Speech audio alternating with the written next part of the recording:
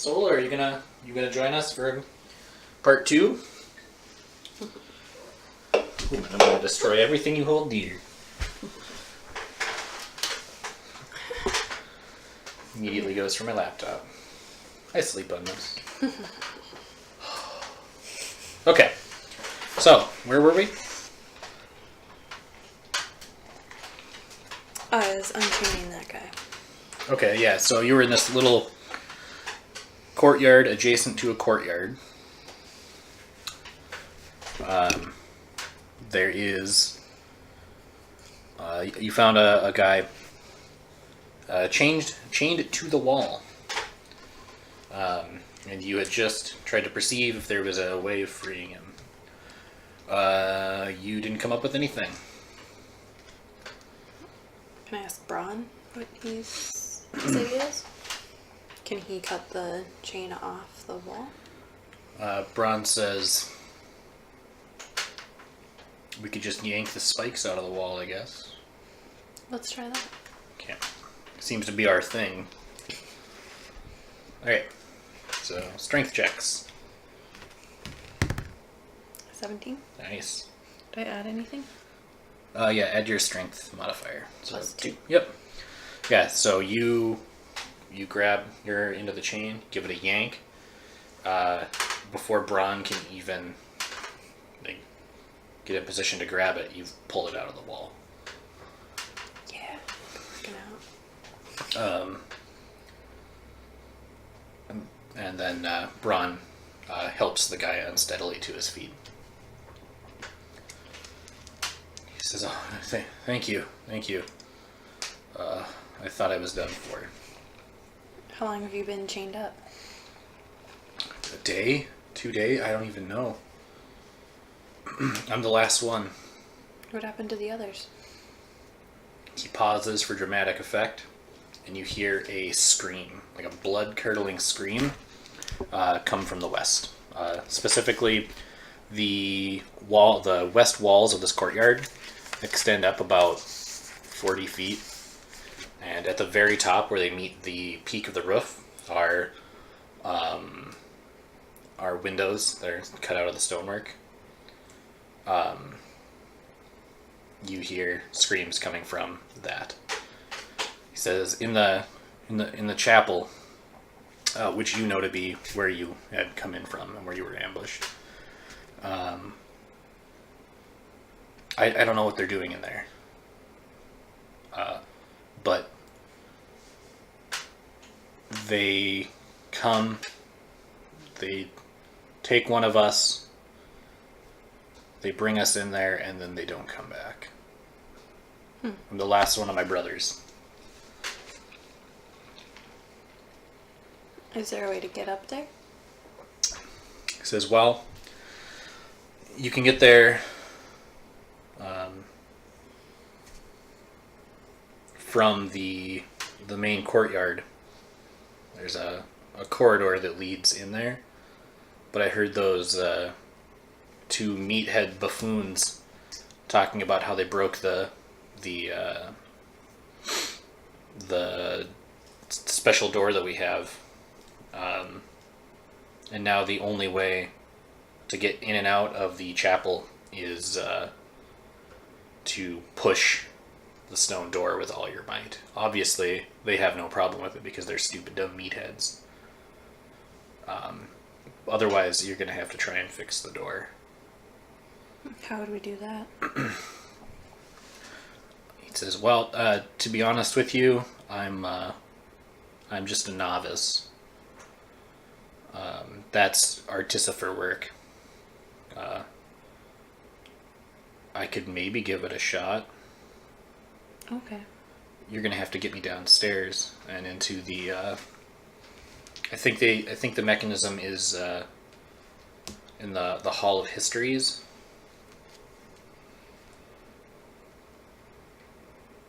Is that where we looked before?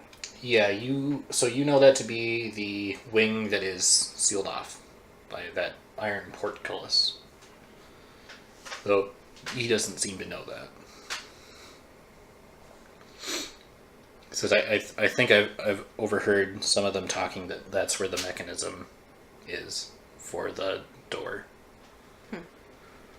Does he know like a different mechanism part? What do you mean? Well, because I don't want to go all the way down there if he doesn't know the door. Oh, like he doesn't know that it's blocked off. Oh. Just say, I think that one's blocked off. He says, oh, no. Okay.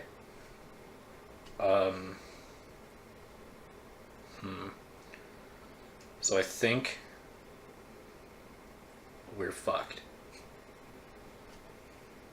There's no other way up there? Well, Braun, he starts having a little bit of a freak out. Braun gives him a backhand. Like, not a hard one, but enough to slap him out of it. And then this monk says, there's rumors that there's a secret entrance of some kind in the mausoleum. Where's the mausoleum? It's out in the yard to the north. But you're not going to get in there without excuse me. You're not going to get in there without the key. The key to what? The mausoleum. Do you know where that's at? I don't know if I don't know. I really shouldn't tell you. Well, otherwise you're gonna die. Fair point.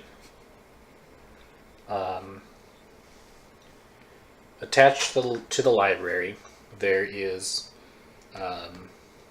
the High Artificer's bedroom. Don't ask me how I know, but under a floorboard is he keeps a box of keepsakes, and I have seen a key in there. Is that back in this way? Or is that He says it's on the north side of the library. The library is to the north, so this room. He says, but I think those two stupid meatheads are in there. And I seriously doubt they're going to just let you walk through. I don't know. Is there a way to sneak up on them? He just shrugs. Well, we can't just stay here all day. He says, I agree. Based on that scream, they're going to come looking for me. And probably sooner rather than later. Can we go this back entrance? Is there a secret door on that way? So D&D, you can always find out. Okay. He says, when they notice I'm not here, they're going to come looking for me. Are there any other secret passageways? I only know the one to the kitchen, through the pantry. I know we're supposed to be temperate, but I'm sorry, I just love food. I don't think anybody else knows about it, though. Well, let's use that one again. Oh, you know about it? Yeah, that's how we got here. Who are you? I'm Cece. Who are you? He holds out a shaky hand. He says, my name is Brother Perkins.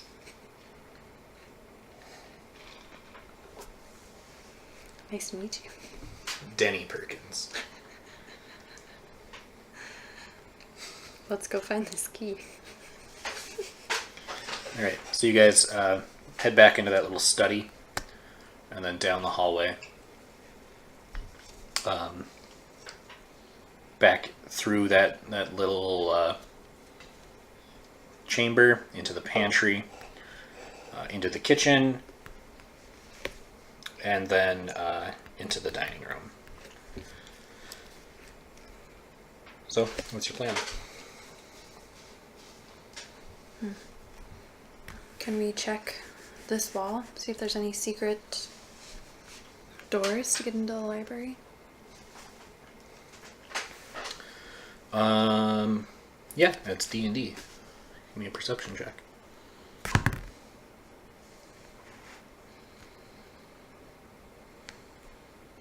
9. 9? Okay. Yeah, you don't find anything along this wall. Okay. But Bron says, try the closet, maybe? Okay. So we open that up again? Okay, you go in there. Same as it was before.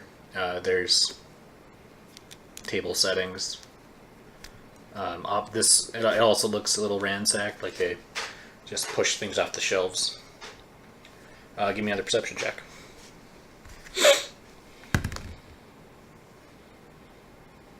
Is that 9 again? Yeah. He says nothing. Front door? Yeah, let's try that way. Over here. Okay, yep. So you guys go back through. From right outside the door, you can hear. I gotta sneeze. Ooh. That's a lot. Ooh, excuse me. Okay, so outside this door, you can hear deep-voiced giggling and the sound of something being slammed, or like the repeated slamming sound. Is the door open? Heavy footsteps and the clinking of chainmail. Can I listen at the door? Like sneak? You want to like crack the door and listen in? Or would that be too noticeable? This is D&D. Give me a stealth check. 19. Yeah, so you're pretty familiar with sneaking around at this point. Crack the door just enough. You can peer in. You see the occasional flash of a very meaty-looking lad. Tall, muscular, chainmail, and then they've got a sort of crimson tabard over their chainmail that has these 3 thunderbolts converging at the center. Occasionally, you'll see him pick up a book off a shelf and he throws it towards the west. And you see every once in a while a book flying from the west towards him. And then giggling. So are they just destroying books? Or did they make a game? Could be. Is there a way to get in there without them noticing? None that you've come across, if there even is one. Can we sneak over to this way and see what's in here? Yeah. So if you wanna just skip this. Okay. So you come over here to a set of double doors, like French doors, that open outward into a outdoor area. It's still a walled-in part of the monastery. There is a cobbled path that leads up. Oh, hi, Sola. And then you get attacked by a cat dragon and die. The adventure's over.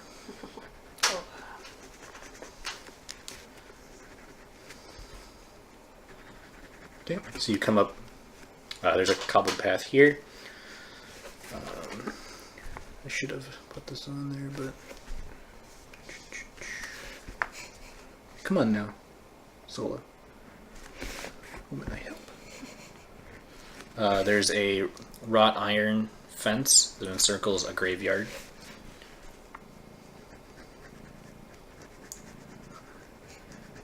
Sola, I can hear you purring.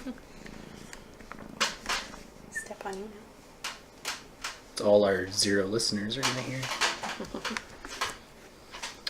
And then you can see along the back wall is a dilapidated tool shed, and then a wooden fenced-in garden.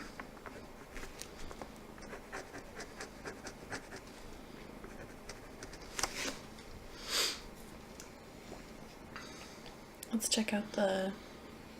What was that top corner? This? Yeah. It is a graveyard fenced in by a wrought iron fence. Let's check out the monastery. Is that what it This is a mausoleum. Mausoleum, yeah. Yep. So the mausoleum is a domed structure, and then there is a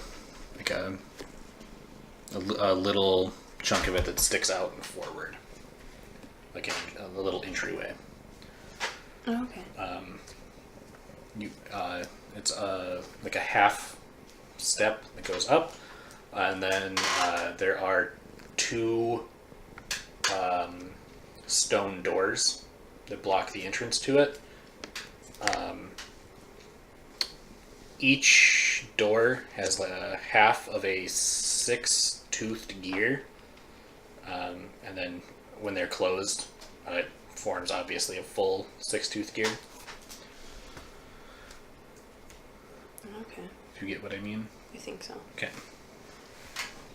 Can we push the doors open? Or are they very loud? You give it a shove, and they are very, very tightly sealed. You do notice... Why are you like this? Set into the center of the stone doors is a smaller stone circle that has... come on now. So long. That has... So, this is a... Try and draw it out here. Wish I could draw straight lines. They're overrated.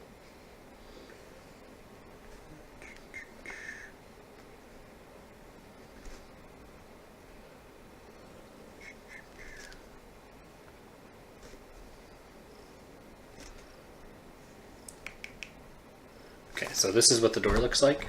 Okay. In the center of where they meet is a inset in the stone is a triangle, a square, and whatever a five-sided figure is called. A star. Sure. Pentagon. Yep. So, about wide enough that you can fit your pinky in. God, I don't want to put my pinky in there. Is that where the key would go? The two guys with you just shrug. There's no other entrances to this? Brother Perkins shakes his head.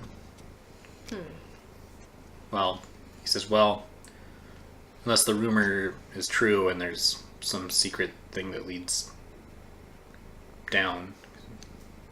He had mentioned in this courtyard that there was a rumor, or there is sort of a rumor, that artificers past artificers, that there's some kind of secret passage in the mausoleum that can be used to get into the Hall of Histories. Oh. But we need the key to get into there. Yep. Let's see if there's a back entrance from the garden. Into the library? Yeah. Okay, so you head over into the garden. You can see that the library has, not on the first level, but on the second level, windows. Not like glass windows, but... Those clear? Bro. It's like... There's nothing there. Right. But there are, on the inside, tapestries that hang over and block it. So if you were to climb up and like sit in the windowsill, you'd be blocked by a tapestry. Can you open the tapestry? It's a tapestry. I don't know. Are we tall enough to get one up there? It's probably just tall enough that you would have to do a little bit of climbing, though there are from the garden, there are vines that creep up the side. What do we have for spells? Maybe she would be more comfortable, like, not on your stuff. There you go. Yeah. Just like I'm not comfy here. Let's try that. Gonna climb up the Yeah. vines. Because I speak with animals, but that's not. Plants aren't animals. Give me a perception check.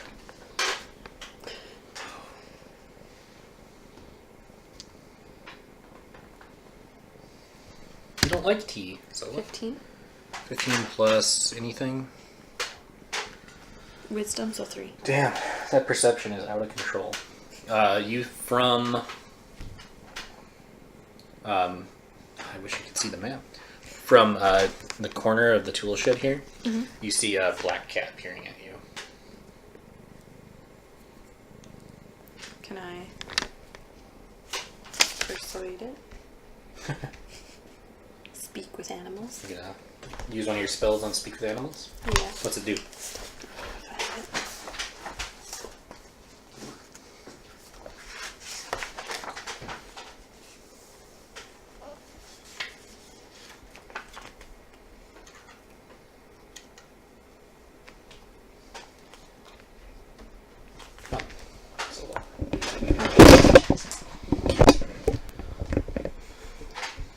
You gain the ability to comprehend and verbally communicate with beasts for the duration. Okay. The knowledge and awareness of many beasts is limited by their intelligence, but at minimum, beasts can give you information about nearby locations and monsters, including whatever they can perceive or have perceived within the past day. You might be able to persuade a beast to perform a small favor for you at the discussion. Okay. Duration's 10 minutes. Oh, okay. So the cat is just staring at you from under or between some tall grass that's growing along the wall in the shed. Oh, no, we can't have her doing that. Okay. So this cat is just peering at you.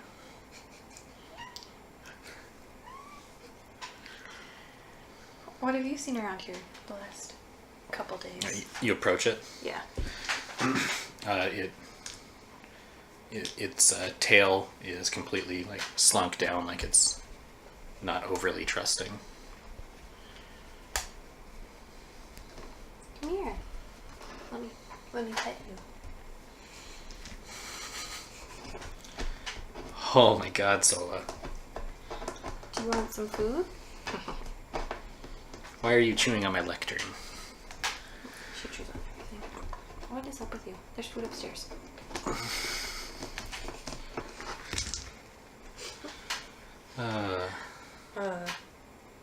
Okay, so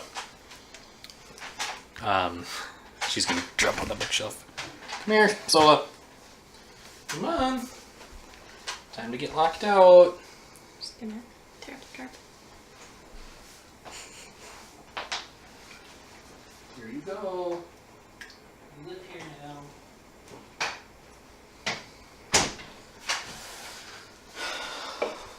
Okay. So, this cat is peering at you. You approach it. Okay. Well, it seems distrustful of you. Try and pet it. Okay. It sort of reaches a paw out like it's gonna swipe at you, but it's waiting.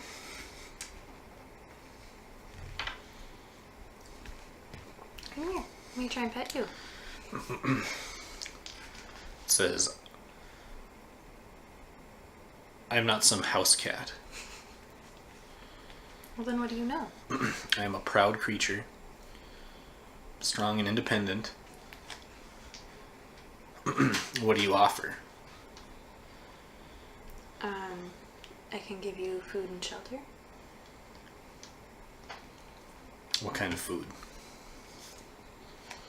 Well, I don't have a lot on me right now, but I know where the kitchen is.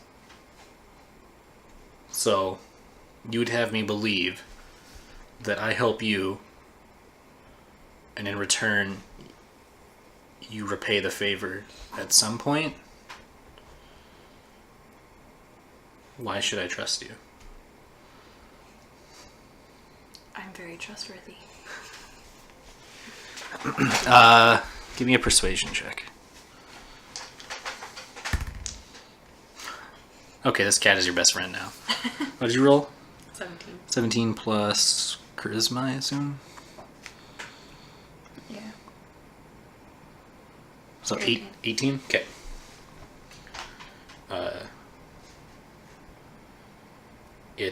It says, I will trust you, but I want one whole ham. I can try and do that. Can you try or can you do it? I'm pretty sure I saw some pigs in the pantry. Gives you a little cat nod.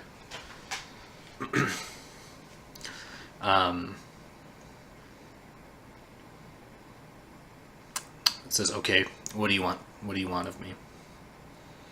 Can you jump in the window through the tapestry and tell me if there's another way to get in?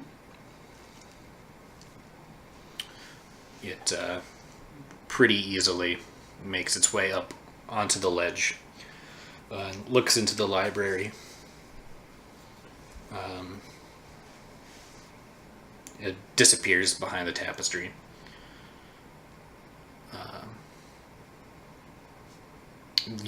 Through this, you can hear the sound of those books being thrown.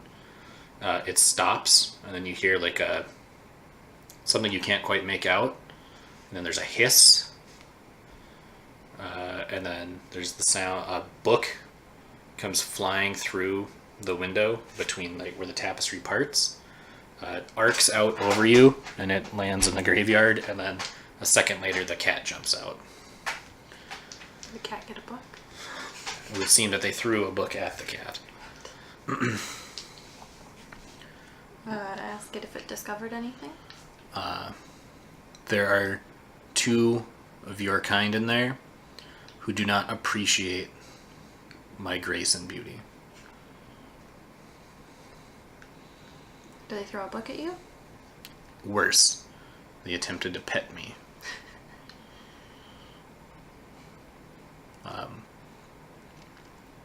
But I do not see any secret passages.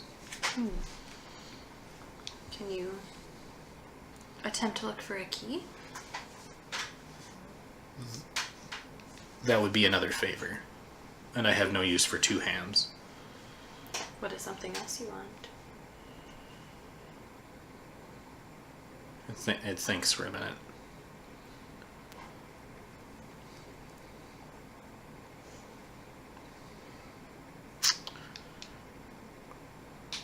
Assuming you don't die here,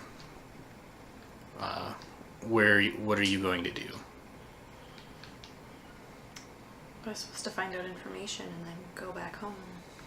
So I'll probably try to do that. You will take me with you. Okay. Okay. What does the key look like? Just a key? Are you asking the Brother Perkins? Yeah. He says, I only saw a glimpse of it, but it's under a loose floorboard under the bedroom. Okay. So if you can sneak back in and get to that loose floorboard and get the key, then I'll take you with me. The cat says, I need a distraction, though. Okay.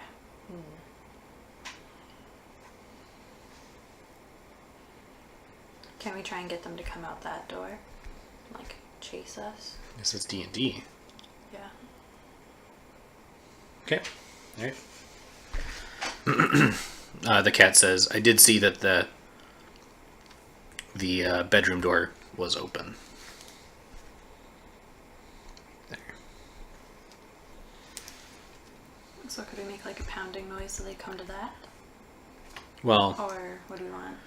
the cat wants you to get them out of the library so that it can slink in and see if it can get the key out of this bedroom. So we'd want them to come out. Yeah. There. Mm-hmm. Okay. So if one of us opens the door or whatever, so they saw that there's movement, and then did like a sneak attack from like over this way. Yeah, you can do that. Okay, you're gonna actually fight them? Yeah. There's just, are these the last two? Or are there more in other places? I don't know. Yeah, let's try and do that since we're been okay at strength lately. Okay. So, the cat hops up in the windowsill, and it will when those two leave the room, it will hop down and see what it can come up with. Okay. Okay. So we push the door open. All right. So you guys head in here. Who's gonna push the door open? The monk? He says, "I'm not gonna push the door open.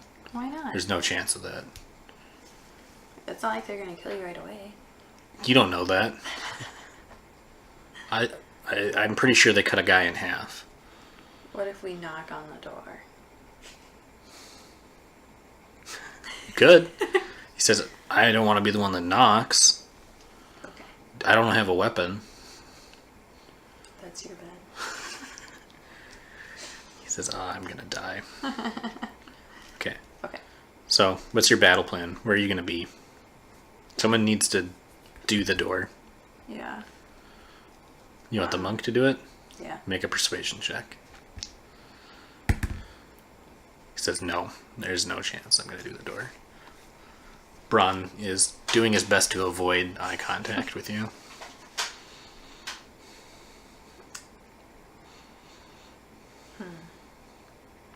It makes more sense to have the stronger person not right in front of the door, doesn't it? I don't know. Bron says, "I'm no tactician."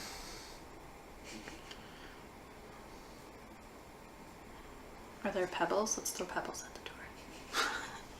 Well, yeah, this is like a gravel area. You could throw rocks at the door. Yeah, let's do that. Lure them out. Okay. So you guys spend like, throw a pebble, and you wait. Nothing. You throw another one. You wait. Nothing.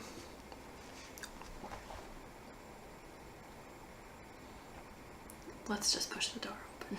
Okay. Who's gonna push it? I know. Okay. So your plan is Sick of your nonsense. sick of this. You're gonna push the door open and then See if they're still throwing books. yeah, you can hear them. Oh, okay. Catch them off guard. Can they see me? Well, it depends on where they are in the room. You don't know. I'll just enter the door. You're gonna go in? Yeah. Okay. What do you want Bron and Monk to do? I'll try and lure them outside. Oh, okay. So you're gonna like open the door and then like yoo-hoo, and then Yeah. like dodge back out. Yeah. Okay. I would say if you're gonna do that, give me a dexterity check. This one. Yep. And then add your dexterity modifier. 7. Okay, so you could probably end up within 10 feet of the door before they react. Okay. So where do you want to end up? Does the door open that way or that way? It opens In or out? Outward like this. Over here? Okay, so like right there. Yeah.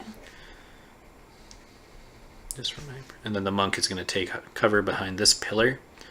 Bron is going to wait with this pillar. He's got a handful of larger rocks he's going to throw. Okay. The monk is going to cower. All right, so He doesn't have let's roll initiative. Oh no.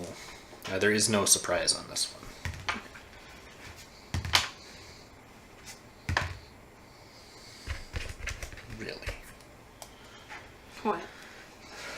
initiative. So you got a 5? Yeah. All right.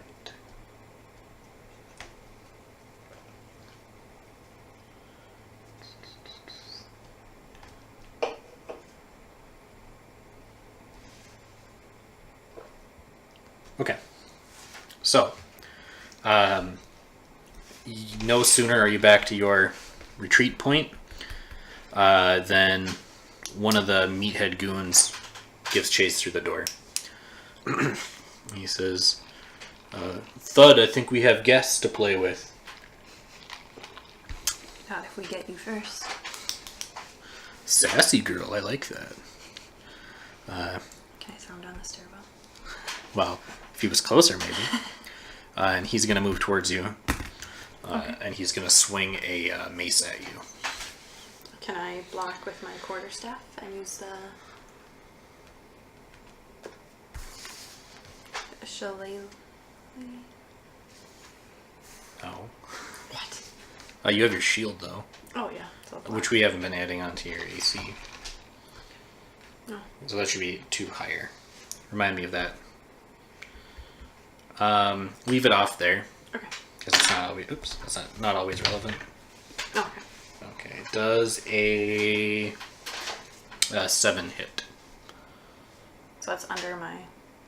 Yep. So they have to meet or beat 14. Which they do not do. So... Okay, so then I go? What did you roll? A 5? No. Oh, okay. That's on his turn. He's trying to hit you. Oh, okay. But you bring your shield up and you block the mace. Okay. Yep. Do I get damage? No, you block the whole thing. Oh, okay. And then is it my turn? No. This is your first time being in initiative with multiple people. There's 5. So, Braun takes the opportunity to throw one of the heavier stones at him. Oops, come on now. I messed that one up.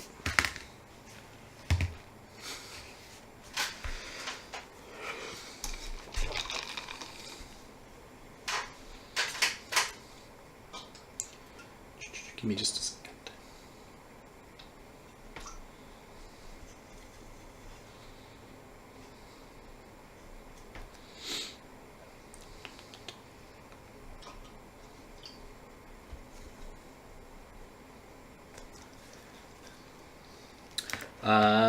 Braun hits him in his helmet, or his metal coif.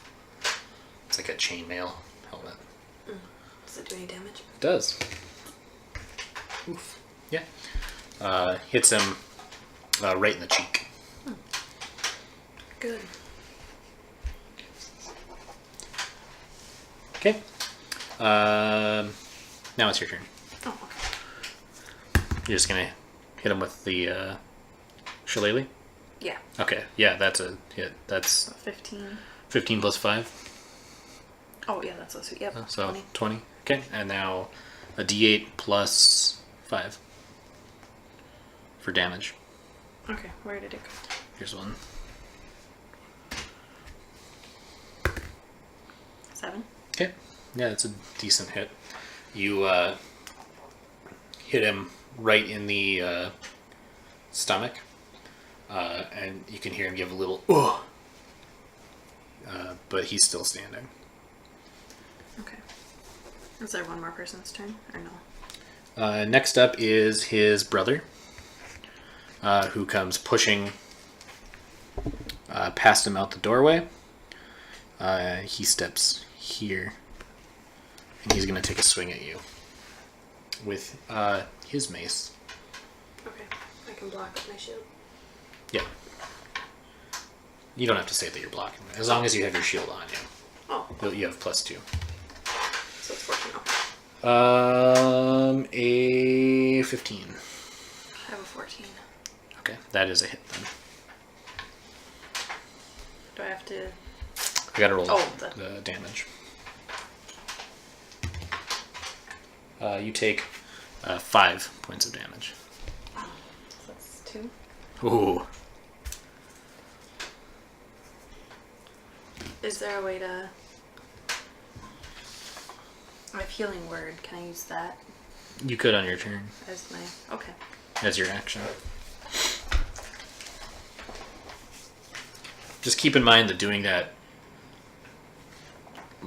isn't really changing like the situation in your advantage. That's just kind of prolonging the inevitable. Because Oh, okay. they hit you and then you heal up and they're just going to hit you again. True. But what if I die? There's always that chance in D&D. Make a new character.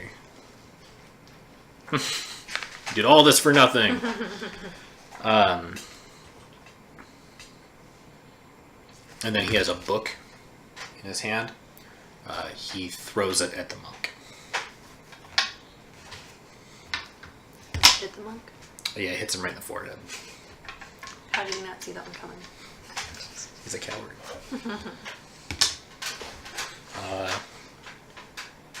And he just... Ow! That was uncalled for, you know. I'm not attacking you. I'm not with her. He says. What the fuck, man? I unhinged you from those metal things. The least you can do is help. He picks the book up and then he throws it. Now let me see what happens before I tell you. Okay. So he throws it at your general direction. Does it hit me? No, it hits the first guy that came through the door. The guy who got in the stomach? Yep. Okay.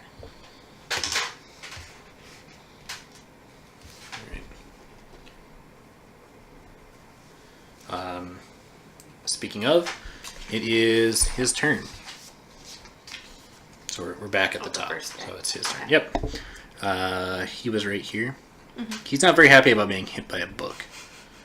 So he's actually going to go here, and then here, and then here. The monk is right here. Okay. Wait, you're right here, right? Yeah. Okay, he's going to go... He's going to try and hit the monk. Okay. Yeah, that's a hit. He says, that wasn't very nice, and that definitely wasn't very smart. He's going to do... Oof. He hits the monk in the side of his rib cage. And you see the monk falls to the ground. He's still alive, but he's like clutching at his bleeding side.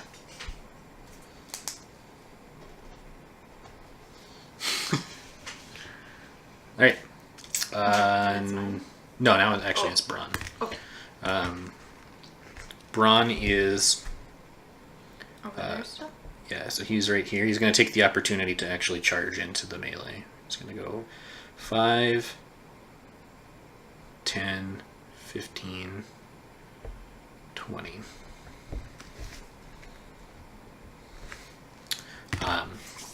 And he's going to try and hit him with his sword. Okay. Which he definitely does. Yes. Alright.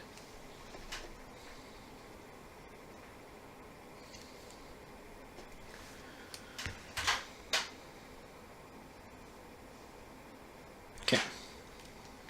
So he brings his sword over in a slash. The tip just catches the guy on the neck. Not deep enough that it hits like an artery, but blood is pouring out of his neck. And it's your turn. So here's the situation as a reminder. We've got... You are where? You're right here. It's like right here. You've got a guy here who's just bleeding from the neck. And then you've got a guy right here who, other than taking... Did he take any damage? Yeah, he took mine. No, that was the other guy. Oh. Yeah, no, he's full health. He's good. Which guy did I hit? One You- I'm closer to? Yeah. Oh, okay. Yep. So, you're up. So then can I try and hit that guy again?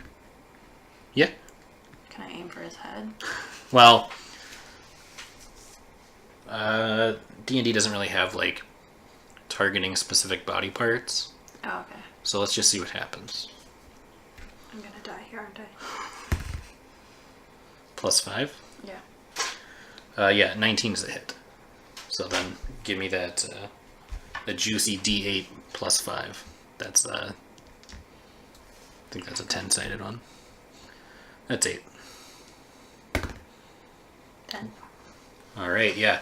So he's right here, right? Yeah.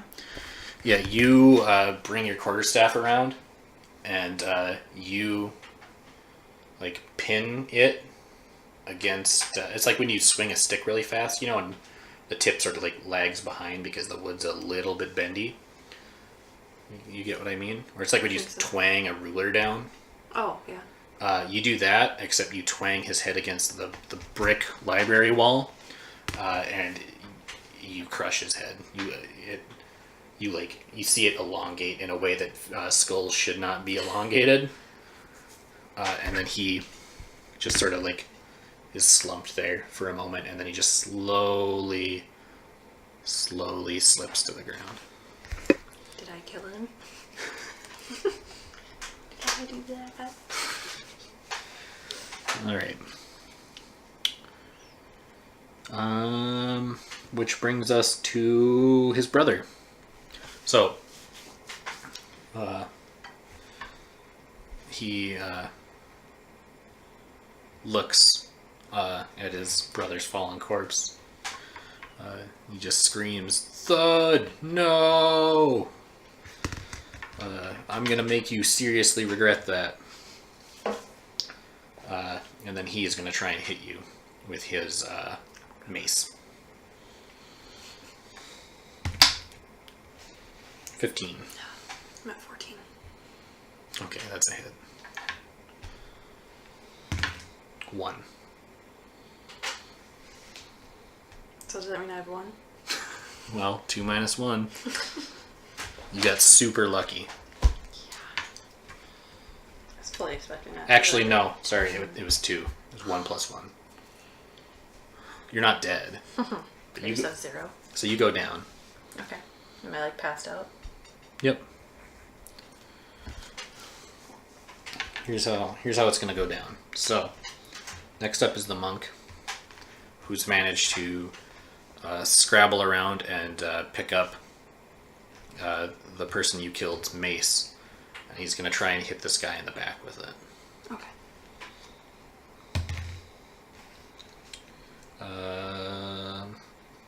Which is not a hit. So he hits him, but not very hard. Well, I guess monks have a life of peace, so... Yeah, what good is that? Armed conflict is pretty much the name of the game in this time period. Alright. Braun does hit him with his sword, though. And he does... Oof, nice. Catches him a deep gouge and like a split in this person's chainmail, and then the tip of the sword finds it. Comes back with a handful of blood. He's still up though. Your turn, which means you have to roll a d20. Okay. So how this works is on your like life and death saving throws there. Where is that? It's those bubbles. Yep. When you're unconscious,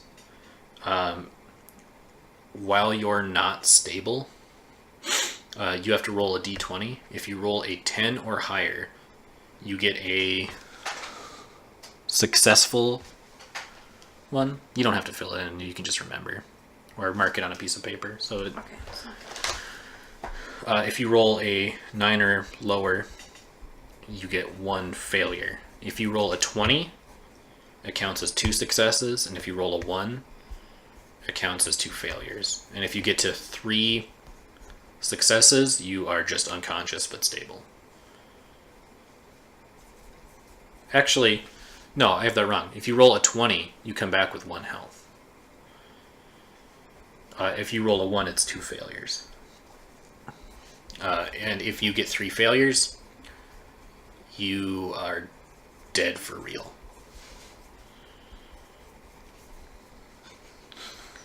3 failures, dead IRL. Yeah. You die 2 weeks later. Is this the ring? Yeah. So you have 1 success. So I go again? No, you do that. Oh. You roll once on your turn. Okay. So now he, the other remaining guy, is still pretty. He's a little irritated at this monk, right? Yeah. To be expected. He hits the monk.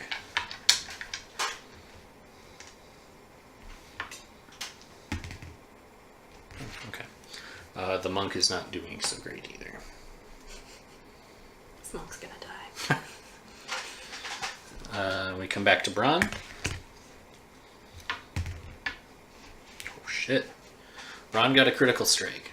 Noise. So, what that means is that Bron actually...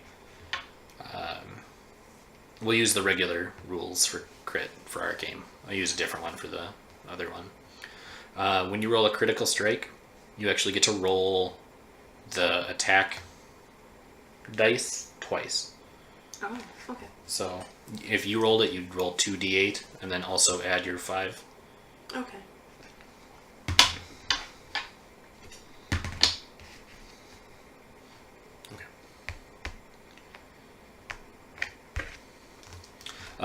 Bron takes the opportunity. So the monk is, he's like up against the pillar. This guy is bringing his thing back to crush his face, and the monk just sees the tip of Bron's sword pierce the guy's neck and stop like an inch in front of him.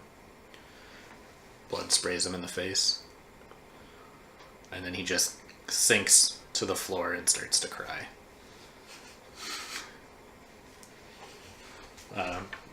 Bron is going to try some medicine on you. So, Okay. Another player, or Bron in this case, if you're unconscious, they can try and stabilize you, which means you don't have to make saves anymore. Oh, okay. Rolls an 18. So you are stabilized. Am I awake? No, you're unconscious. Okay. When do I get HP back? At the end of a long rest. No, so he's got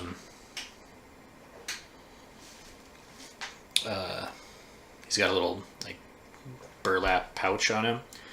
He pulls a little vial of red liquid out, uncorks it, and then he tips your head back and pours it down your throat. And you're gonna regain 1d8. Yeah, 1d8 of health. So I roll? Yep. So you're up to 2. Better than before. He says, "I thought I lost you there." What happened?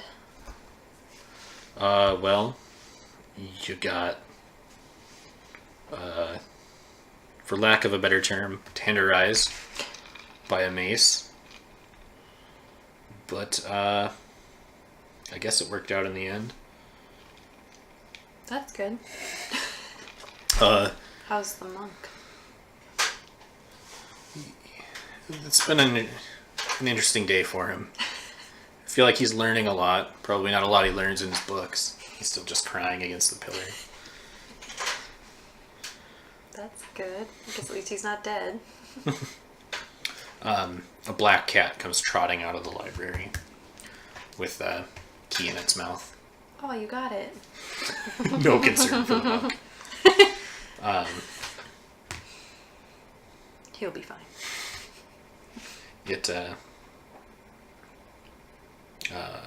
So it drops it at your feet. Oh, thank you. And I believe you can't understand it anymore.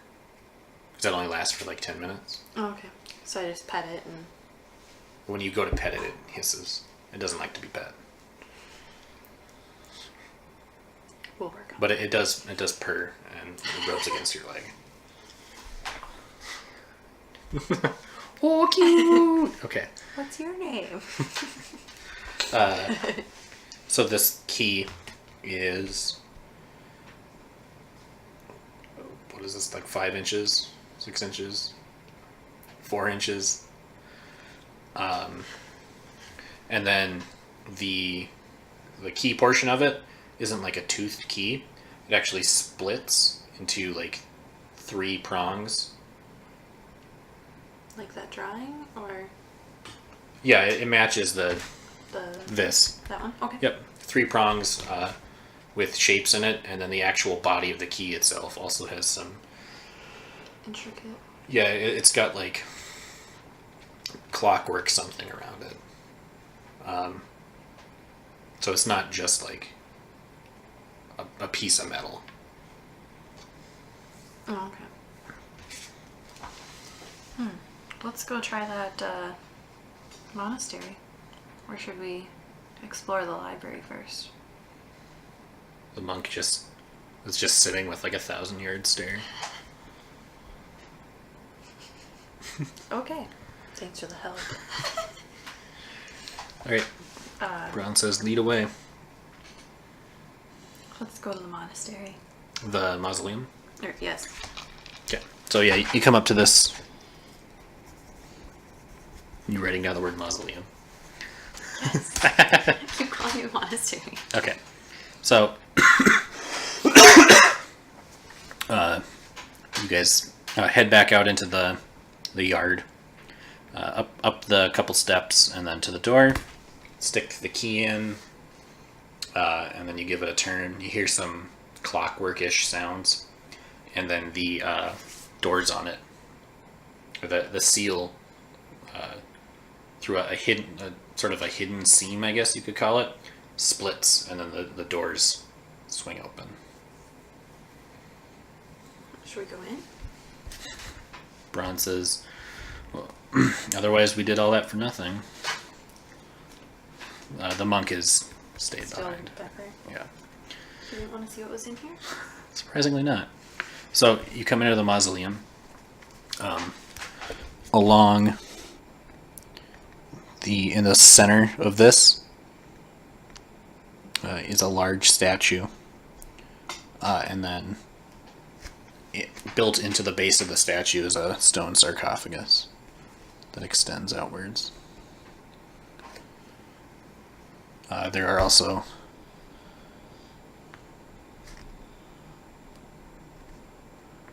likewise here and there, though they don't look as ornate. Let's look at the big one. Okay. There is it's the sarcophagus is carved to look like an old man that's laying on like a deathbed. The eyes of it are closed, or the person are closed.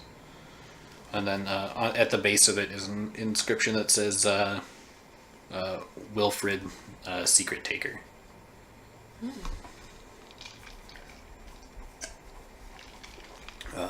All around it are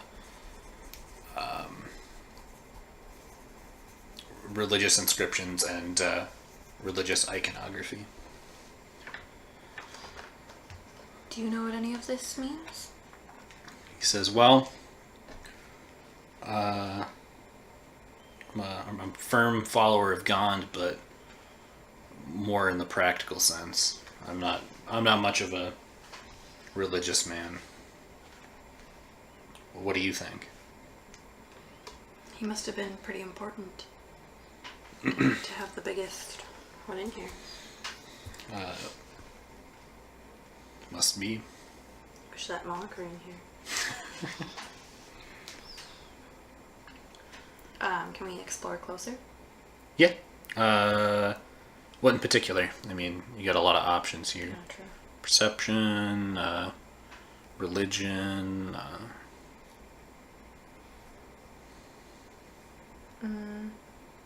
Let's go perception. Okay, give me a perception check. 6 plus 3. 9. You see a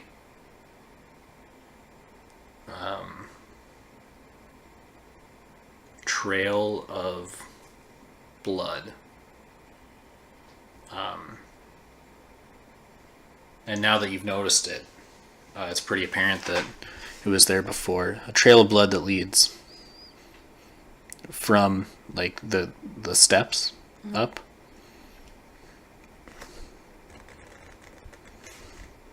And then it splits in 2 directions. One goes here, and one goes here.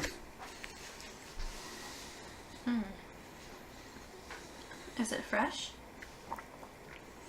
From your perception roll, you can tell that it is dried. How do you tell how old it is? You give me a survival check. Okay, so I just roll. Yep. Nice. Yeah, that's a automatic pass. Oh, nice. Yeah. So you can, you've been in the forest.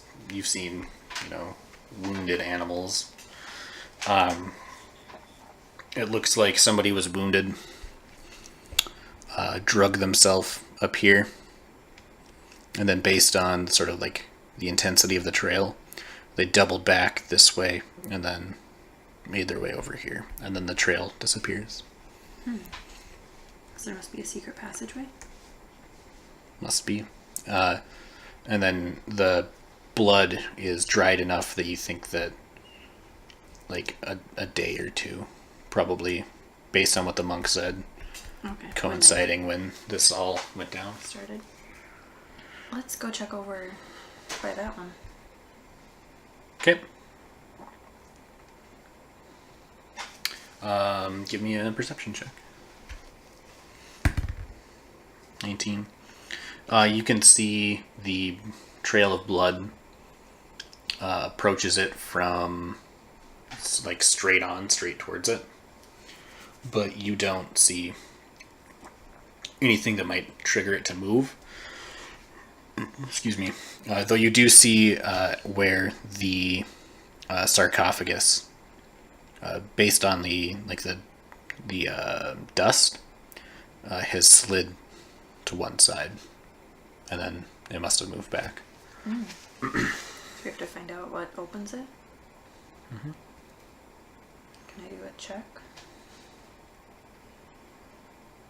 What kind? Insight?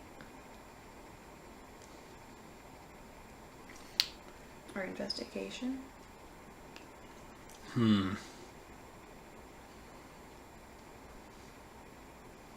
Give me an insight check.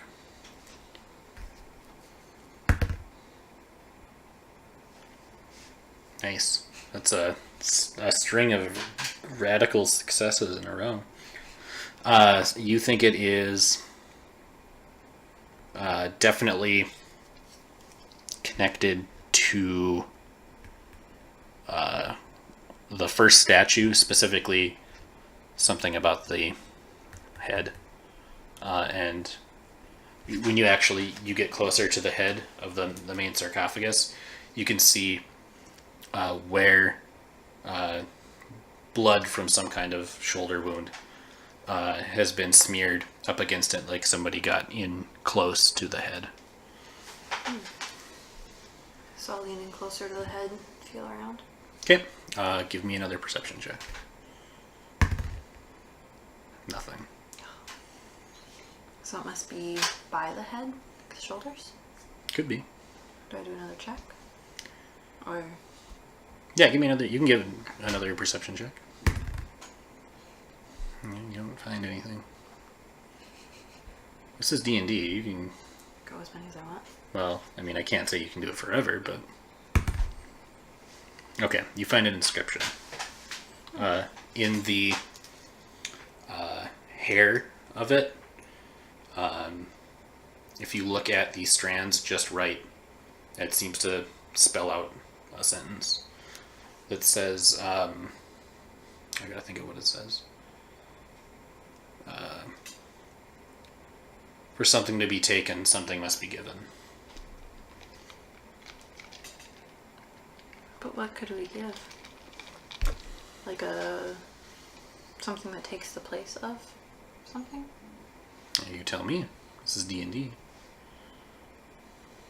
So could I switch out like an artifact and put it somewhere? There isn't any kind of artifact in here.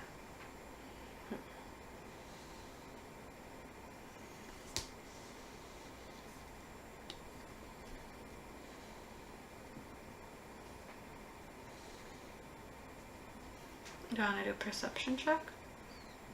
Or is that? I think this would be more of either...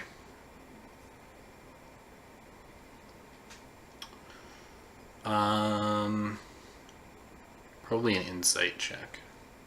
What kind of insight can you glean from this inscription? Oh, that's a jack dice. You got to re-roll it. 6 plus 5. 11. You give me a religion check. Oops. Does that count? Because it hit the... No, it doesn't count. Comes the 1. No. 12. 12. Is that plus anything or minus? Which one? Insight? Religion. Oh, religion. Intelligence, so -1. Okay, so 11. Yeah.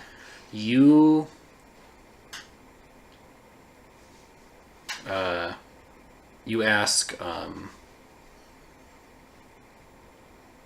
Braun about this person in particular. Did I give you the name of him? Wilfred the Secret Taker? Okay. Yeah.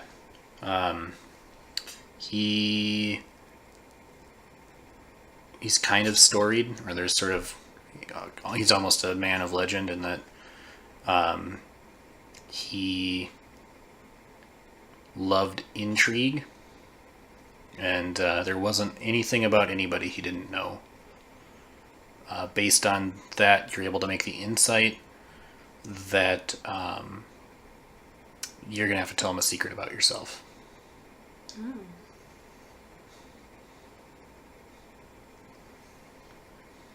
Like, I'm scared of heights? Maybe something a little more...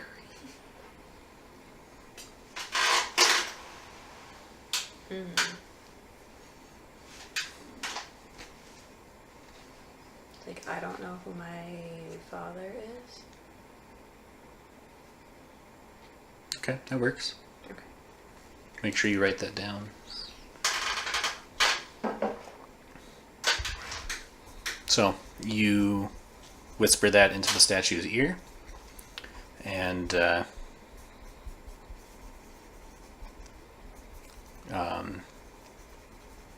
as if by magic, the lid of the other sarcophagus flings open, and you can see that there's not a body, but rather a tight stone spiral staircase that leads down. Let's go down it. Okay, so you go through, or you go down the staircase. Braun follows suit.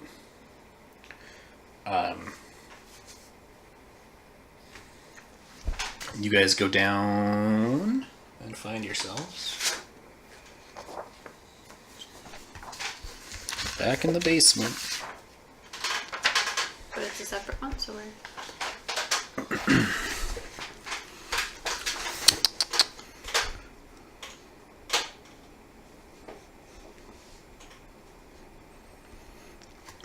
in a very dusty chamber. You can see blood still, on the stairs as you were going down. The trail starts to thin out a little bit when you get to the bottom. And then there is a lever on the wall next to you. We just pull the lever? pull the lever, and there's a rumbling of stone being shifted. And you come out into a what looks like sort of the, I guess, antechamber of a tomb. Statues line the wall. The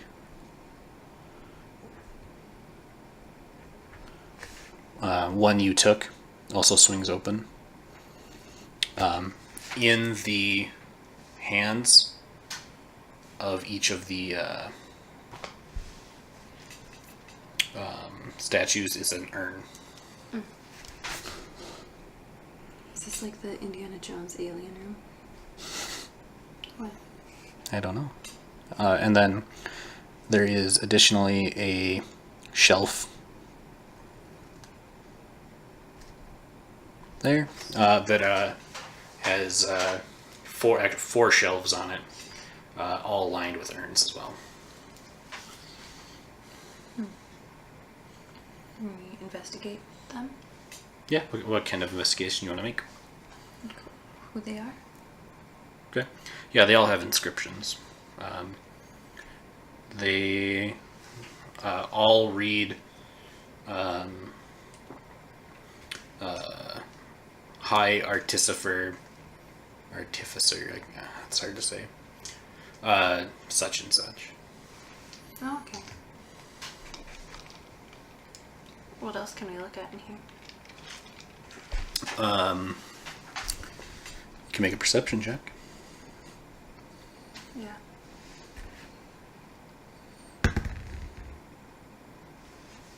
19. Okay. Between the statues, there are shelves carved into the stone that hold very strange looking contraptions. Can we lift them up? Or look closer at them? Yeah, this is D&D. Inspect them. Give me another perception check. God, you've been rolling like fire. You delicately lift one up. And it looks overly complicated.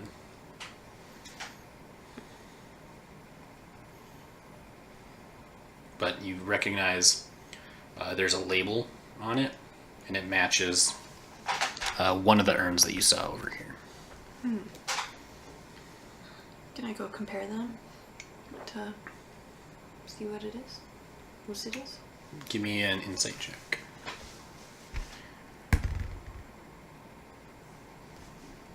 You're not sure what the significance is. Where else can I check? Well, so these shelves are like between each of the statues, and then additionally, so like right here, here,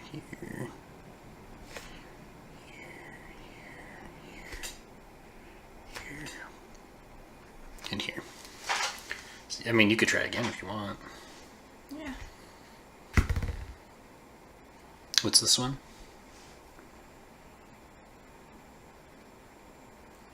Is it the same as last time? 9. Yeah, insight. So that's a 9. 9 and 5. okay, 14. You, based on the context clues, there seems to be a 1-to-1 ratio between the people down here and these inventions.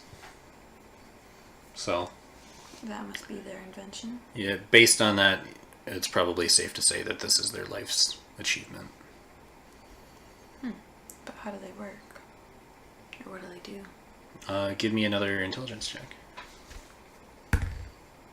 13. Oh, yeah. You can tell, like, if you just assume that, starting at the bottom corner of the shelf, and then going up and up and up, and then placing those with where these inventions are, you can see that it almost looks like the same thing, but over the years, it's just gotten more complicated. Like, there's been a revision to it every time. Oh, okay. So they're getting smarter. Something like that. Okay. You also note that the last urn does not have an invention with it. So that must be what they stole. Give me a perception check.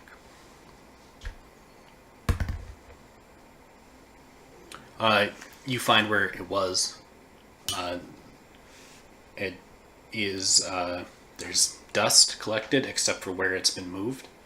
So it's been moved very recently. And you see the trail of blood ends there. So there's another secret chamber? Maybe. How else would he stop bleeding? Maybe you just stop bleeding. Can we check to see if there's another secret spot? Yeah.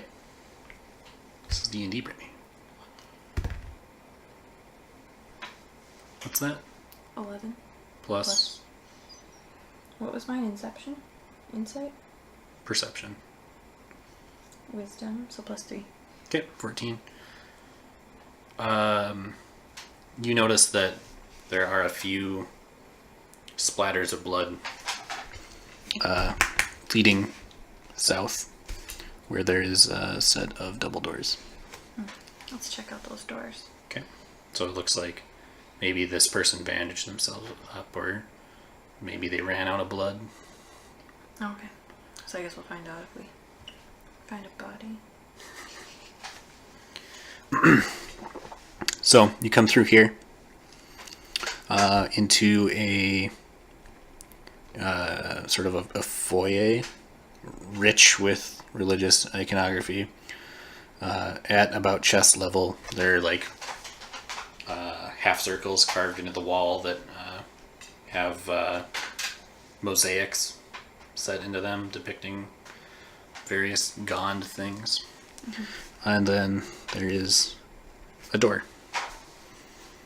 Let's go to the door. Okay, so you go through the door. Braun follows right behind you, and you're in that sort of area just on the other side of the middle portcullis in the basement. Okay. Let's go to the big south room. Okay, you push open that, and you see a long series of chest-high.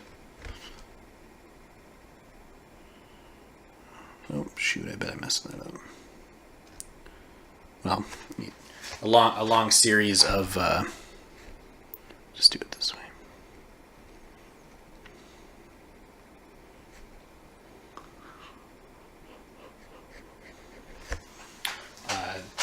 Chest-high metal cubbies. Can we investigate those? Mm-hmm. Okay. You can just walk up to one and open it. Oh. It's got a little handle on it. Okay. It pulls open. It's fairly long, and inside of it is a bronze tube. What is this used for? You're asking Braun? He says, I have no idea. Can we check other ones? Yeah. Okay. Pull one open, bronze tube. Are there things inside the bronze tubes? You can certainly find out. Like a scroll? So, yeah, so you take it, looks like the cap twists off.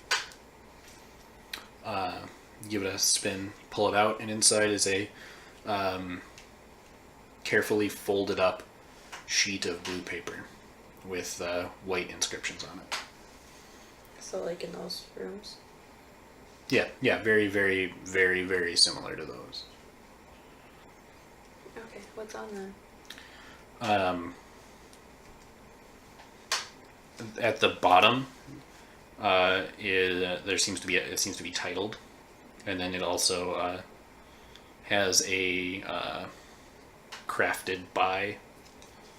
The particular one you pulled open has 3 names on it. So it's like the idea behind those things? Give me an insight check.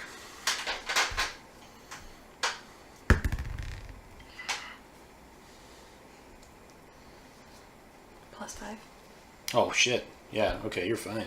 I forgot you have +5 to that. Yeah. So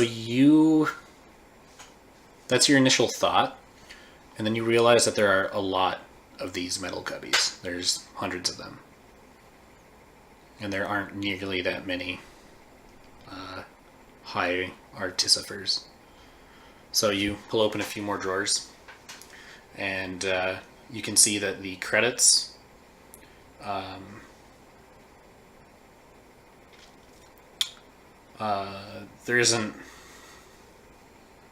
there seem to be people of all skill levels involved in drafting these.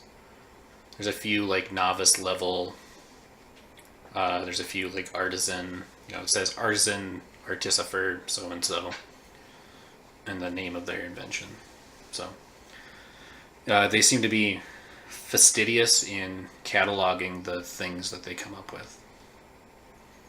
Even if they're not super great. Yep.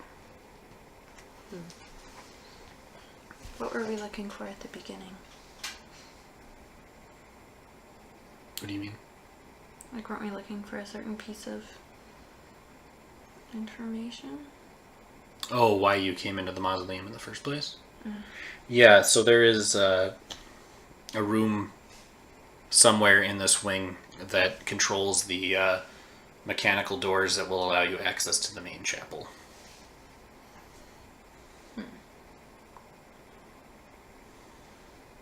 Is there anything else in this room besides those? Give me a perception check. Shit. What's that? 19 plus 3. 12? Okay. Or not 12, 22. 12 plus 10. You see a few specks of blood in front of one of these cubbies that has been that is sticking out like a half inch. So they didn't put it back together, right? Or shut it all the way? Yep. What's in there? You pulled open and it's empty. Ooh. Is it in like alphabetical order or importance order? Give me an insight check.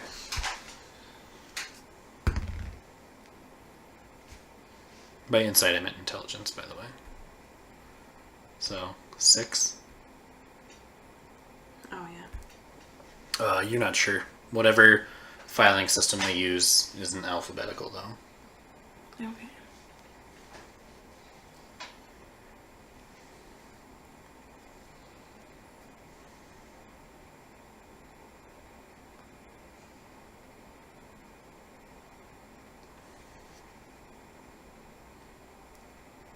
What now?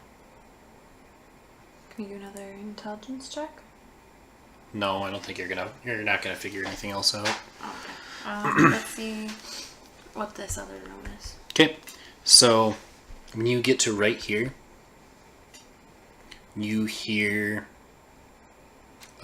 voices. Oh no. They seem to be whispering excitedly about how they're going to be greatly rewarded for finding that secret passage in the mausoleum because you didn't close the doors behind you. Who else is upstairs? From your vantage point, you could probably see if you can see them. If you wanted to make a stealth check, you could peer through the door. Yeah.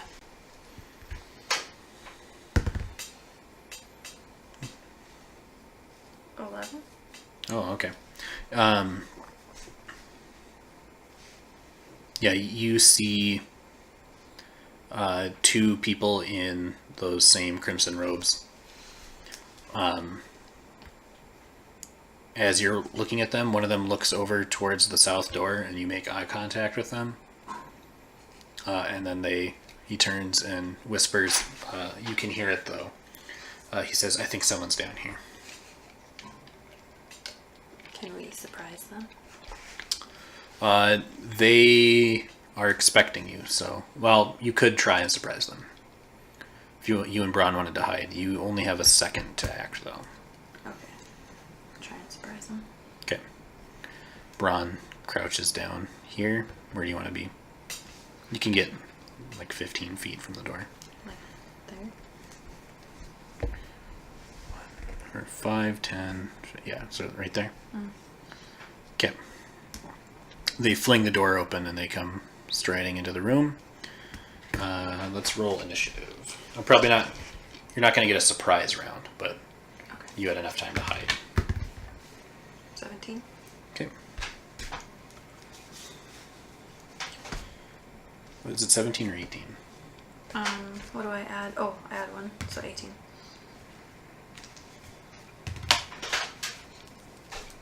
Okay. Oh, you're only at 2 health. Yeah, I forgot about that. Uh-oh. 17.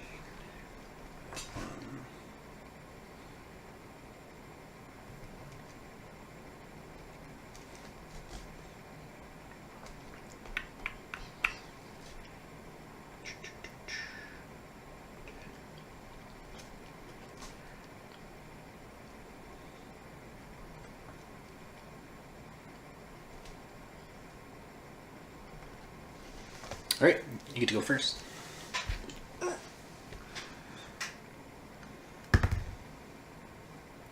Damn. Were you going to shillelagh as well? Yeah. Okay. So, you're right here, correct? Mm-hmm. They're right here. Braun's right there. So you will have to move to hit one of them. Okay. So how do I move? You can just move. Okay, yeah. Where to, though? That one? So 5, 10? Yeah. That will put you in range of both of them, just as an FYI. Should I be not in front of both of them? It's up to you. It's D&D. Right here? Yeah. Okay. And then you just whack out with your mace out, or your quarterstaff. Roll me that damage.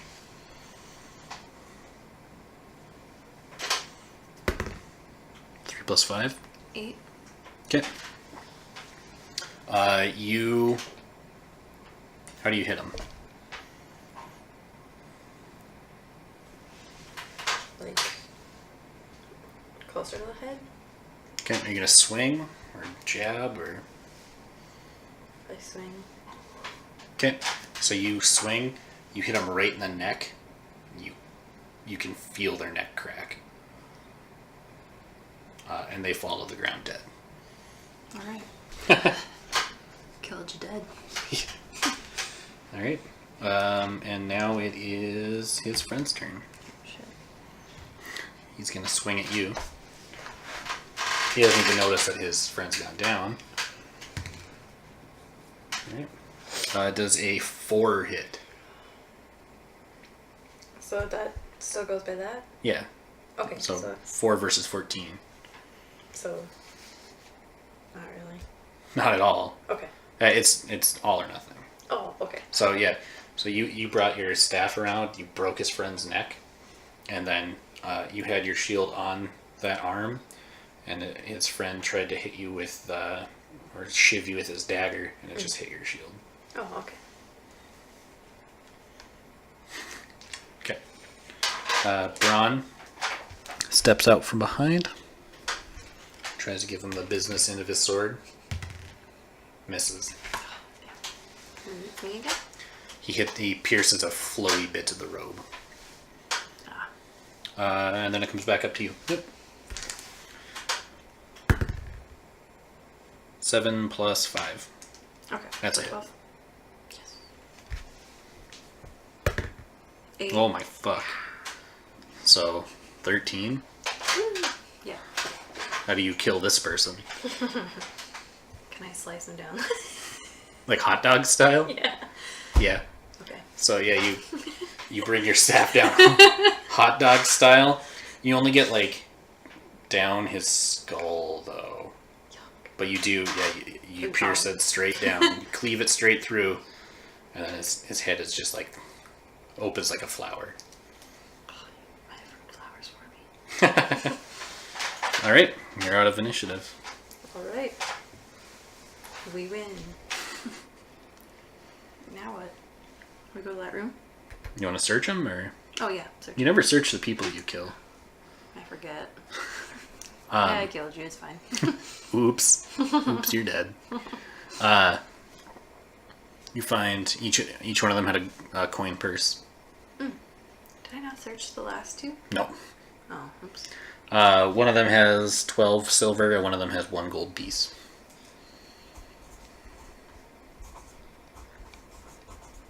Additionally, they both have daggers on them. You can take or keep those. It's up to you. Good daggers? Regular looking daggers. But one of them does have a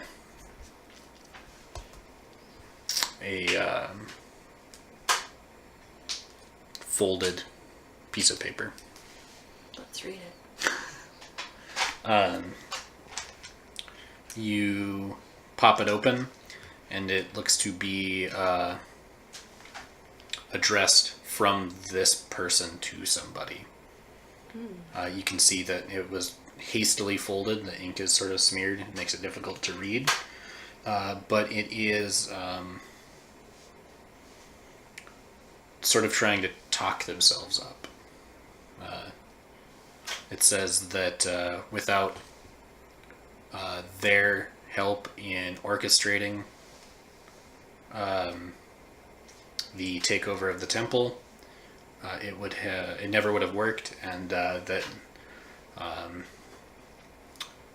he hopes this he hopes that's taken into consideration. Do you think it's his handwriting or that handwriting from the bedroom upstairs?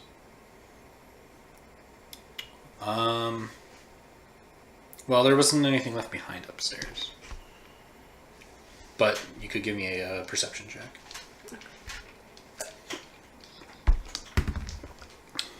Nope. No, and in fact, as you're handling this, you're smudging it even more with ink, and eventually it's illegible. What kind of nonsense is that? So now you have this illegible piece of paper. What do you do with it? Throw it on the ground. Crumple it up. I'm done. Okay. So you crumple up the paper and throw it on the ground. Come back out in the main chamber, and there is only one room left down here. So we check it? Is this a room or is this like a... That's just a dead spot in the wall. Okay. Just stone. That's why there's no grid there. Oh. So you come into here, and the entire wall here, wrapping around this way, is covered in gears and machinery. And then in this little alcove here is a big turn wheel. What does that do? You'd have to turn it to find out. But you also see right here, lodged in the machinery, is a bronze tube. Is that the one that's missing? Could be. You also see tangled into the machinery is scraps of brown cloak and human viscera. Ew. They die in there, I assume. I would say that's probably fair to assume. You can see that by jamming this tube and then further, you're not sure how exactly this happened, but it seems to have caused some of the gearwork to fracture and break, and you can see where one is completely shattered. So this must give me an insight check, although do it with advantage, which I don't think you've actually had happen yet. That means you roll 2 and you take the highest number. Of these? Yep. Like one and then another? Yeah. Oh, okay. 4 or 17. Which one do you want? 17. Okay. So based on the fact that this is the last room to check, and you know that this is the room, it would seem that somebody sacrificed themselves to break the door mechanism. Why? You'd have to ask them. Well, I can't ask them. It seems to be for naught. They found a workaround. Physically moving the door. Oh.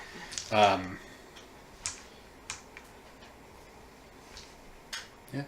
Oh, is that what does that? What this does? Yeah. This is the door upstairs. Oh, okay.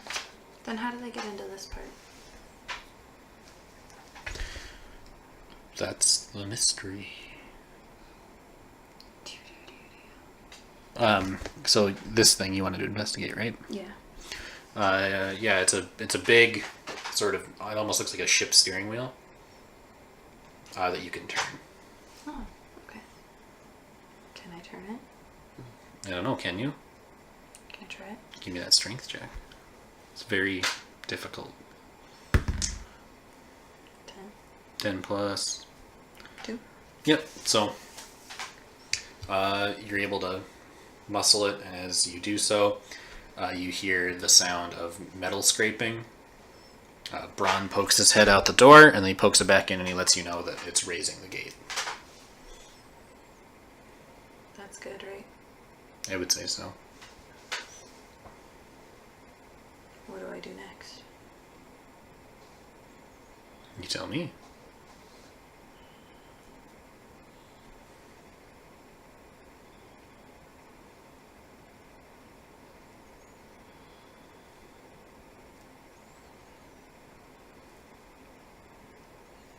Is there anything else in this room that helps? There's that bronze tube. Oh, let's check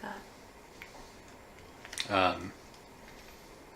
Yeah, so you're able to easily pull it out. It was just stuck in like the inside of a gear. It wasn't jamming anything. Yeah, you pull it out, unscrew the cap, and you dump the documents out. There is there are actually 2 in this. One is entirely very, very incredibly complicated looking. There is no title on it, and there is no name. And then the second one is titled Pneumatic Door. There's also a handwritten note inside the tube. What does it say? It says, I'm sorry. I've let the order down. Hopefully, if you're finding this, the world has not ended.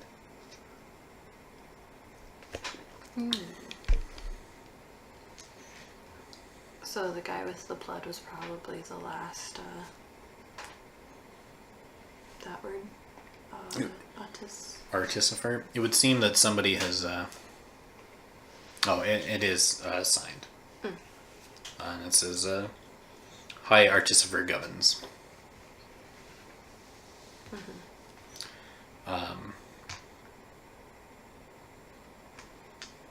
Yeah. So there were 2 sets of instructions with it. A blueprint that looks incredibly uncomplicated, and then the other one seems to be the machinery for the thing that opens the chapel doors. Okay. Is there a way to open the chapel doors now? Or do I just fix it? You've got 2 options.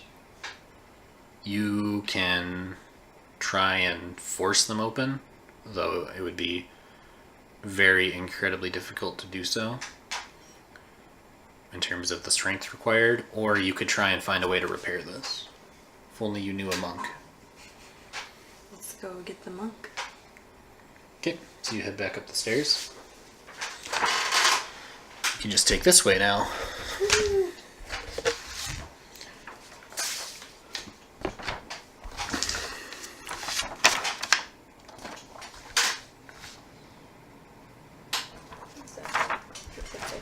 There we go. Okay. So you come back upstairs. The monk is still just leaning here. The cat is actually sitting next to him.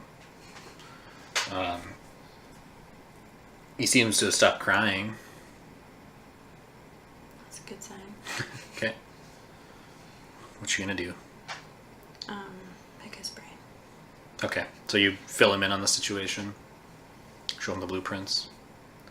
Says, I'm just a novice, but I'm not much of a blacksmith. We have a blacksmith. What a coincidence.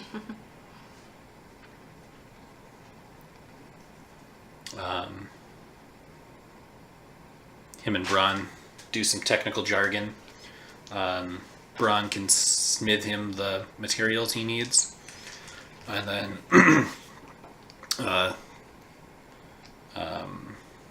Perkins can take it to a workshop and try and repair the pieces that are broken. Okay. Braun says, though, I'm a little worried when I light up that forge. I mean, that smoke's got to go somewhere. So they're gonna know we're up to something. Yeah. I don't know how many of them are left. Because we've checked everywhere. Haven't we? Yeah.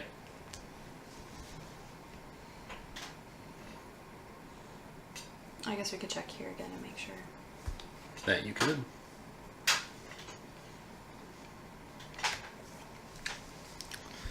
All right. So you guys do a thorough search of the library. Go into this bedroom. Nothing. You see a cat very ungracefully pulled up floorboards. As best a cat can do. There's an office that's been ransacked here. There's nothing of interest. Yeah, this area seems fairly abandoned. Or, you guys have done work. Yeah. Let's go to the blacksmith now. Okay, so you guys go back down into the basement. Mm-hmm.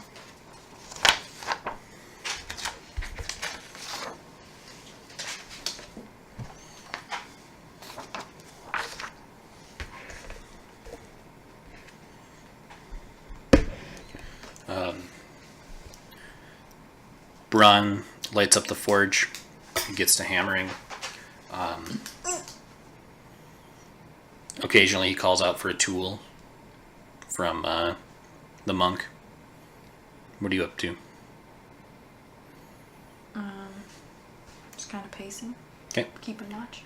Yeah, you hear footsteps coming down the stairs.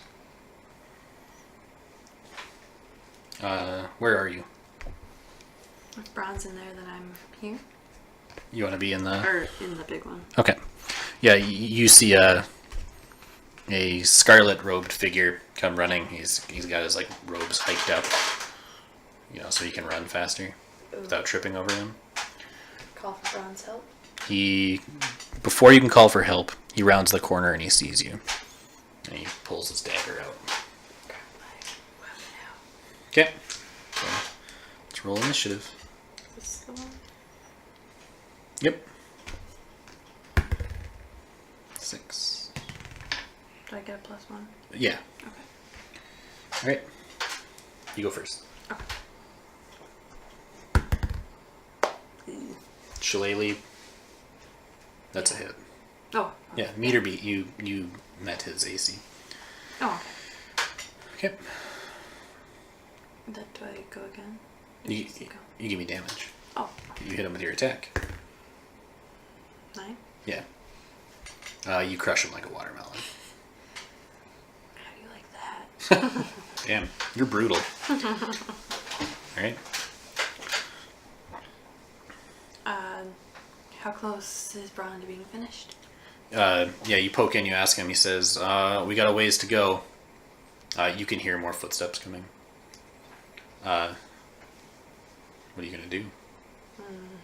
How many more footsteps? You give me a perception check.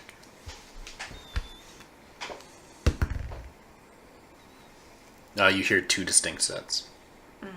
Braun, I need your help. He says, I can't leave the forge. Can the monk help? The monk says, no, I can't leave the forge. You pansy. You want to intimidate him? No. That's a thing you can do. Really? Yeah. Well, how's that gonna help him fight? Intimidate him into helping you fight. Okay. Let's do it. Right.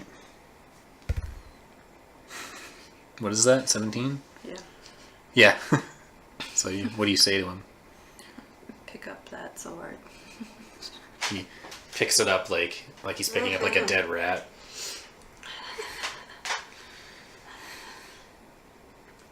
Okay. Okay. We're gonna die if you don't help, so. Braun digs another thing out of his pack and he hands it to you. It's another red vial.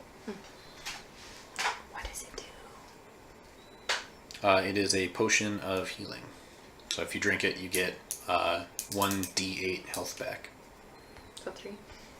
What? So I get a 3 or do I have to roll? You roll 1d8. 2. So I had 2 before, so I'm at. 4. Alright. Okay, let's do this. So you have just enough time to get out the door. Here, the monk's here. One person comes running down this way. Person comes running down this way. So let's do initiative. Okay. Fuck. 18. 19? No, 19, yeah. Alright. So, you got 19.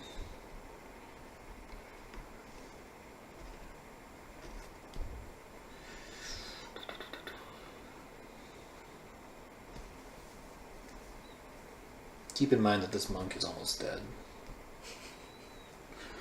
What? Okay. You're first. Shillelagh. Shillelagh. Oh my god. Did you even roll that? Yeah. I believe you. Did this a bunch. Okay. 19 plus 5. That's not a hit. I'm just kidding.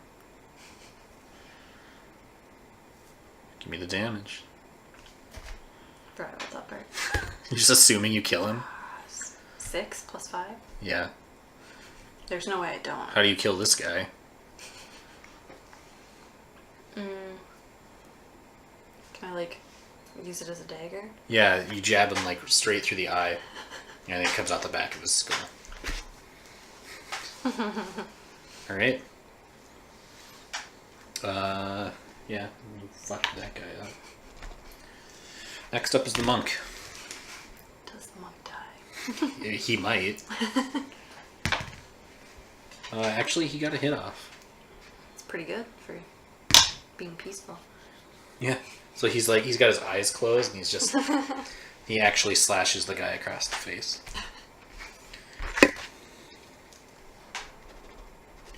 That guy's going to make an attack with disadvantage because he's got blood in his face. Like, all over in his eyes. Yeah, he hits the monk. Big time. With a dagger, it's going to do... Oh. He just lances the monk. So it goes like through his arm, but not like just through the flesh, not the other side. And we're back to you. I have to move closer. So here's the thing.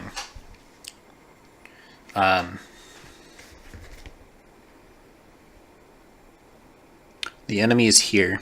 Your monk friend's here. You can't get to him.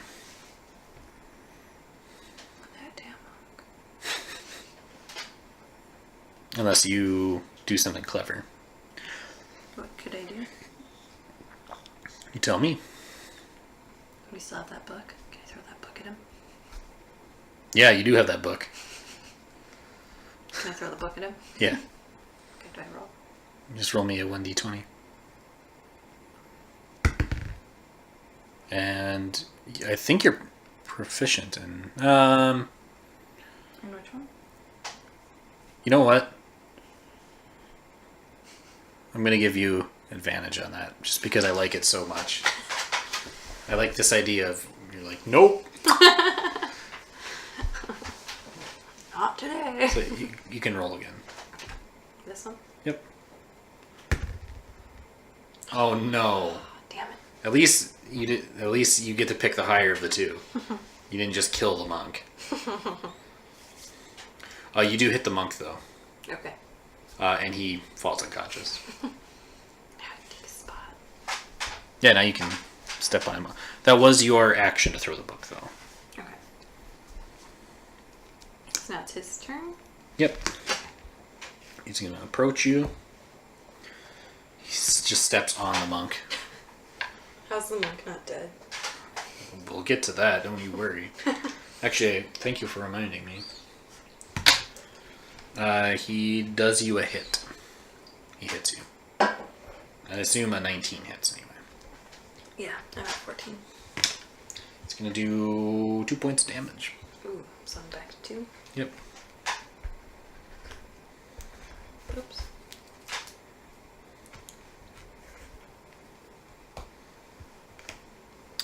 Alright. Now it's my turn. I had to roll for the monk. Actually, the monk rolled a 20. So. He's got God on his side. He's got Gond on his side. So yeah, you see the monk's eyes flash open and then he just like plays dead. Okay. Okay, good. Oh no. But 5. Oh yeah, that's a hit. Okay. Yes. 7. Yeah, this guy was looking pretty rough from the sword slash. So, is there any particular way you want to hit him? Do him a hit? Stomach shot. Okay. You hit him in the stomach. When you bring it back, there's more on your staff than what went in. Ugh. Come back. There's like a still. You don't hit him quite in the stomach. You hit him like in the heart. You pull out, and the heart is like it gives like a final beat on the edge of your staff. He clutches at it and then he falls. Right on top of the monk. He's just... There is no way that monk's not traumatized for life. Right? Alright. What's next? Any more noises? Not at the moment. Okay. So ask Braun how he's doing. Says, I'm almost done. Just a little bit longer. Okay. How are you feeling? I should probably rest. Or take a potion. You got any more drugs? Says, I've got one left. Any more drugs? Yeah. Says, I've got one left. Okay. Let's take it. Alright. Ooh! Finally. That was a big one, yeah. So You're up I to get max. add 10. All right.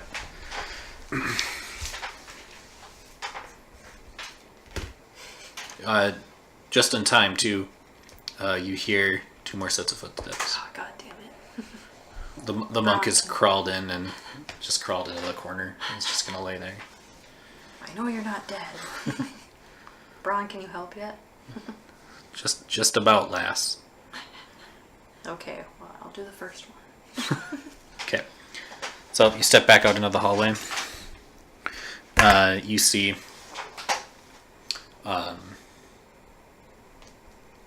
or you hear somebody shouting back behind him. He says, they're back here, they're back here. He comes around the corner, he's got the usual crimson robes on. And then another person rounds the corner behind him, and he's got a similar setup, except the hood of his goes up into a peak, and his face is covered by black mesh. So he's more important. Maybe. You don't have time to think about it because we roll initiative. Okay. God damn. The rolls are on fire.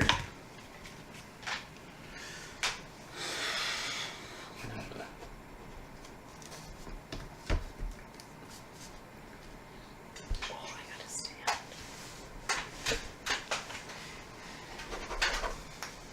Getting tired? This chair's not comfy. I don't think they're that bad. No, just they're not bad. Just maybe it's I'm sitting. Okay. Ready? Do I go first? No, you don't. Oh. This person with the peaked hood goes. How can he reach me?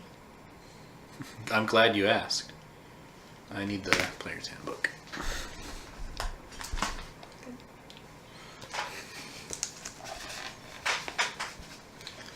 Oh.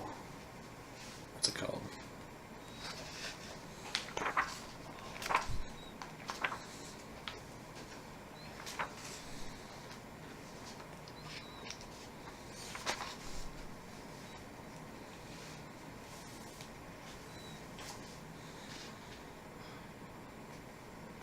God, Shillelagh's so good. Glad I picked that one. Oh, where is it?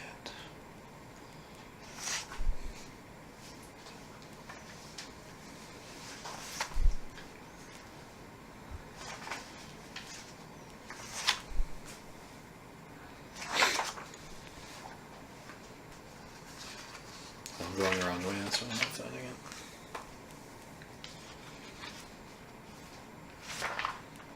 A, B, C, D.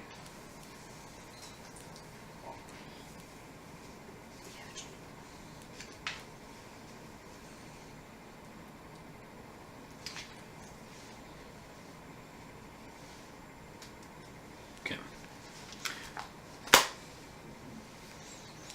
I need a wisdom saving throw from you. What? Wisdom saving throw. That's a new one, right? Yep. And then you're going to add your wisdom saving throw value to that. Out of that. Oh, we're going to use the saving throw one this time. Oh, +5.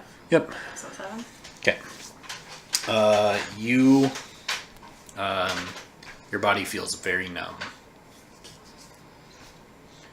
As he extends a hand out towards you, you feel like the pressure of a hand pushing on you, and where that pressure is, you feel like ice on your skin. And you take 3 points of cold damage. Do I have to write that separately from? Nope. That's 7. Good thing I got that 8. Then was it my turn? Or is there? It is your turn now. Is that a shillelagh hit? Yeah. Yep. So 16 plus 5, 21. Yeah, that's a hit. Oh, and then You hit his grandkids with that one. what? How do you know he has grandkids? 7? 7 plus. No, Oh, 2 plus. yeah, you're right. Okay. Knock the wind out of him. He's still standing. He must be pretty strong. Could be. Maybe he's their chieftain. Alright. He is going to try and hit you with his dagger. A 12. I am at a 14 because I get +2. Yep. Okay, so just in time, you're able to bring your shield up to block it. Okay. And then is it my turn again? Now it's up to the person in the back. Oh, okay. They raise their other hand. Give me a wisdom saving throw. 8 plus 5. 13? Yeah. Okay. Okay, yep. It feels icy again. And you feel a sudden warmth as the effect fades. You don't take any damage. All right. Now it's your turn. Okay. Oh, that hit the... Okay, yeah, that's a jack dice. You hit the monk and he dies. Oh, okay. God damn It was destined to be. So you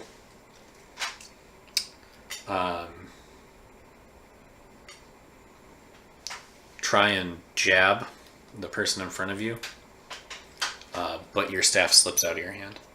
Damn it. Is that even with the +5? Yeah, a 1 is an instant failure or critical failure. Oh, yeah. Darn it. Okay, Okay. that's bad. No. All right, and now it's his turn. He is gonna try and give you the dagger. Not in a good way. Not in the good way. 12 again. So, miss. Yep. Okay. And then my turn? Now it's back up to the caster. I keep forgetting about that guy. He says, I grow bored with this. And he casts sleep on you. Sleep doesn't work. You're right. Magic can't put you to sleep. When he notices you're not falling asleep, he frowns. Okay, now it's your turn. Now you don't have your shillelagh anymore. Stuff No. slipped out of your hand. No, what do I do? You've got a couple options. There's daggers all over the floor. You could try to use your shield. You could just give a punch. I'll grab a dagger. Okay. Okay, I grab the dagger. Okay. Oh no. You can't. 9. No, you can't shillelagh a dagger. I don't get any extra for... You get +2 for being proficient in it, and you get either +2 or +1, your choice, for strength or dexterity.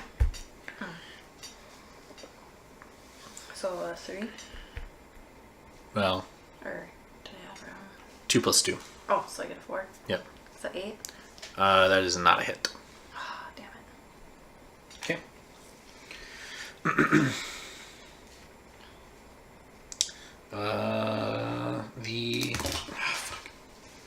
When is Braun coming out?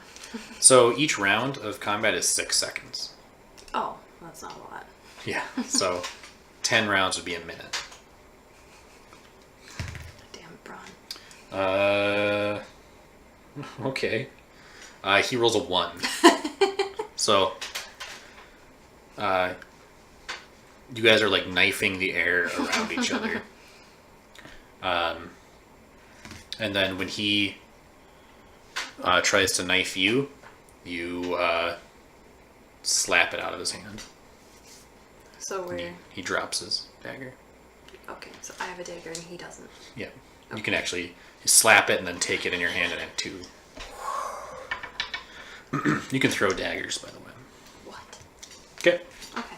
Up to the caster, Keep forgetting about that guy. who is very unenthusiastic about this. Both hands come up, and you feel that pressure around your throat. That cold. Oh, you got to give me a wisdom saving throw.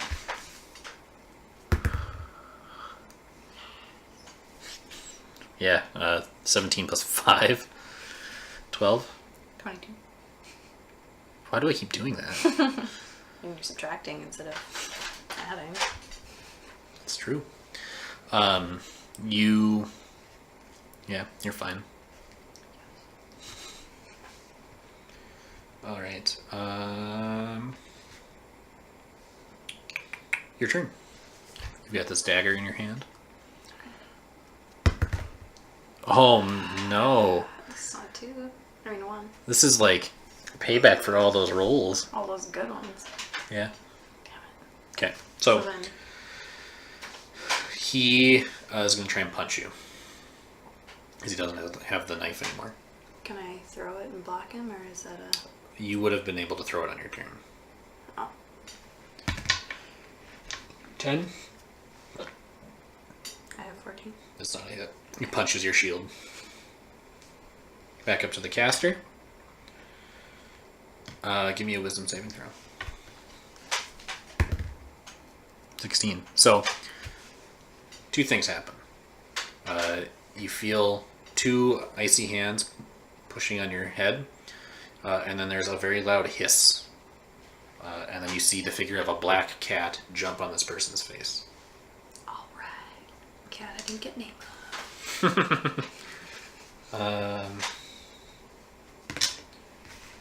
Oh shit. Yeah, this cat is very furious. Yes. It's able to get in some very deep gouges before the person's able to grab it off and throw it against the wall. Alright.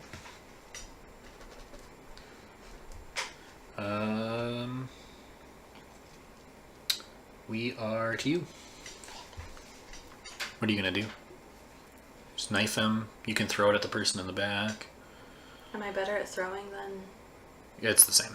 Oh, okay. I'll try throwing it. Yeah, you're gonna. Yeah, you've got a bunch of these at your feet, so if So you I want, can just pick them up. yeah. So that's 13 plus 2 plus 2. Why is it 2 plus 2? Oh, sorry. Well, yeah, strength plus proficiency. Because it's not my normal weapon. Right. Okay. I get it now. So 17. Yep, that's a hit. So roll me a d4, and then you get to add your strength to it as well.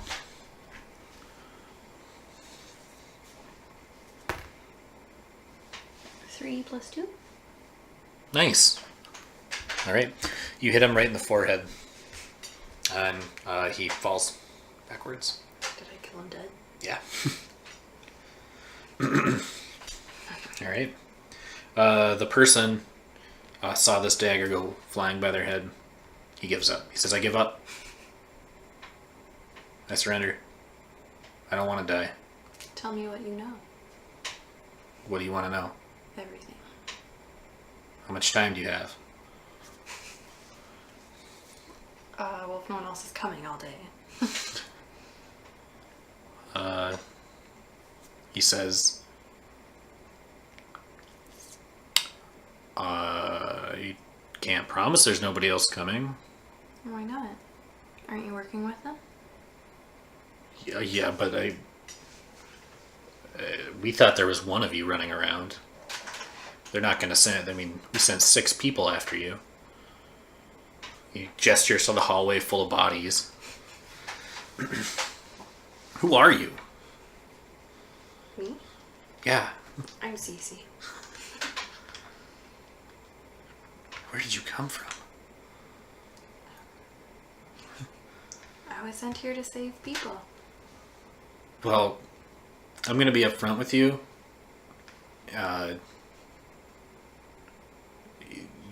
The end is inevitable. Why? Because the master will not be stopped. Who is the master? We just call him the master.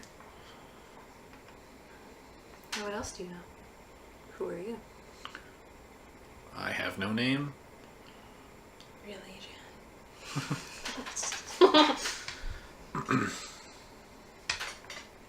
So we give up our name. Why?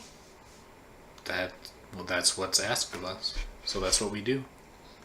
What was your name before? I don't even remember. I don't know anything about who I was. Only that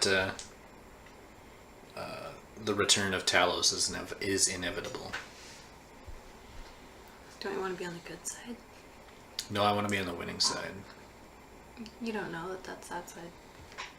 I do. Can I punch him? Yeah, it's D&D. Yeah. You have to roll a d20 though. Yeah, plus your strength. 20. 20. That's a hit. Roll this and add your strength. 3. That's just enough to knock him out. Got tired of him. Okay. All right. What do you do now? Is Braun finished? You sit for like 5 minutes and he finishes. Okay. And because I'm generous, and it's not fair that this is a one-person adventure, I'm gonna let you consider this a short rest. And if you want to spend your hit dice, you can. My what? Hit dice. So you have 1d8. You can roll that, and then you get that many health back. Okay. But this one? Yep. You also add your constitution to it. So I guess it's almost a waste for you to do. Where's my constitution? Oh, I found it. Depends on what I get. Yeah. Well, I'll be at full. Yeah, you're up to 10. Okay. You recover, what's your constitution? 2.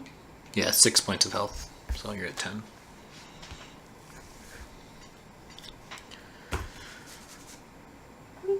All right.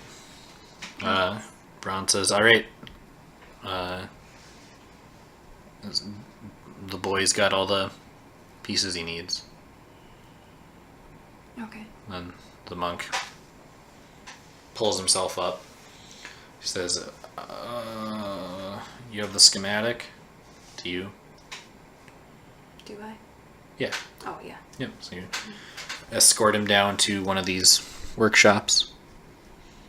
Also, what are you going to do about this cat? It's coming with. You're right, it follows you, but it looks a little hurt. It's like limping. Oh. Can I heal it?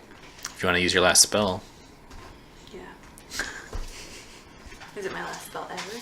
For the day. For the adventure. Yeah. Okay. Okay. I don't know where it's at. It turns into a handsome prince. What? Do I have to read the spell? Just tell me how much health it heals.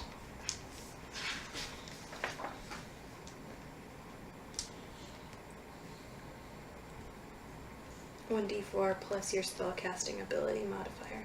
Okay. So roll me a d4 and add 5 to it. 7. Yeah, that cat is the most healthy it's ever been. You sort of Even got some of its lives back. yeah, you like massage it, and it had like a dog-eared ear. Part of the ear regrows, and you see like rotten teeth fall out and new teeth grow. It's looking good. All right. All right. While you're doing this guy assembles this construct. You guys head into here. He slots it into place. He says, all right, I think everything's ready. How do we turn it? You just go up there and push the door. Okay. Push. Well, so you go upstairs, right? Okay.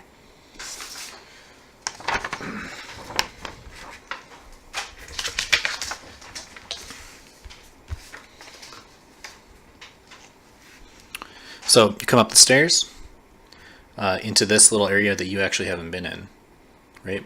Oh, yeah. There's these tall wooden doors that you open easily. On the other side are stone doors. You can see like the crack of where they meet, the stone double doors. And the crack of where they meet has been like eroded away, where you can see they've gotten like a pry bar in and pulled out to like pried it out so people could slip in and out.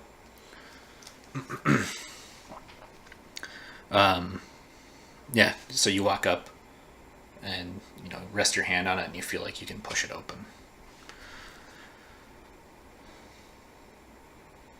Okay. What do you do?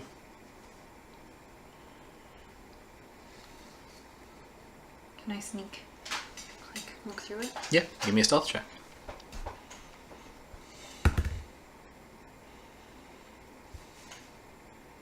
What is that plus? Whatever your stealth is. 3? 17? Yeah, so this is like a well-oiled machine. Technically, it's oiled with human remains. You crack it open just a little bit, and you can see the north third of the room is all this raised up stone altar. In the center is a wooden basin, or not a wooden, a stone basin, a large one. Hanging from the ceiling at the very back, suspended by 6 chains, is a 6-sided gear. About 20-30 feet up in the air. This has vaulted ceilings. Below it are below it on the altar are you can see a pile of corpses, all wearing brown robes. And right here is some sort of makeshift altar on which a body lays, and then busying over him is a person with a flat, wide red hat, or a crimson hat, same crimson robes, and he's got some kind of fine tool. He's doing something to the mouth of this figure. There are also rows of pews that go back. You see a crimson-robed figure, much like all of the ones you've been encountering, sitting there, and one sitting right there. The view of this one is blocked by a pillar that juts up. There are 6 pillars around the room. In the very back are the doors that lead out. Okay. Is there a person up here still? Yep, he's busied himself over this body. Oh, so he can't. He doesn't. Yeah, he's engrossed in whatever he's working on. Is there a way to sneak attack those two? Or How would you do it? if we can get in behind the pillar and get a clear shot? Also, I don't have my normal weapon, do I? Yeah, you picked it up. Oh, I okay. assumed. Okay. Yeah. Okay. You see Braun, who lagged behind, comes up behind you. He's got a crossbow over his shoulder. Can you make it? Maybe. Okay, let's do this. You ask him that? Yeah. He winks. Yeah, it looks like a very makeshift homemade crossbow. Alright, let's do this. Okay, what's your plan? Take him by surprise. If he can get to So there are there and get a clear shot. There are stairs that lead up, just for reference sake. Stairs that lead up to the stone dais from the sides. Okay. What's your plan? Try and take these 2 out and then work up towards that one. Okay. Now it is probably a safe assumption that he's going to notice you. Should I kill him first? I don't know, then they have a clearer shot. This is D&D. You let me know. I feel like this guy's gonna be super engrossed in his work, so maybe he won't notice if we get a couple shots. If you get some lucky shots, Yeah.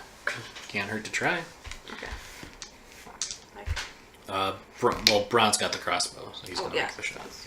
Which one you want him? He can get a clear shot on this one. This guy's too far back. Yeah, clear shot on that guy. Okay.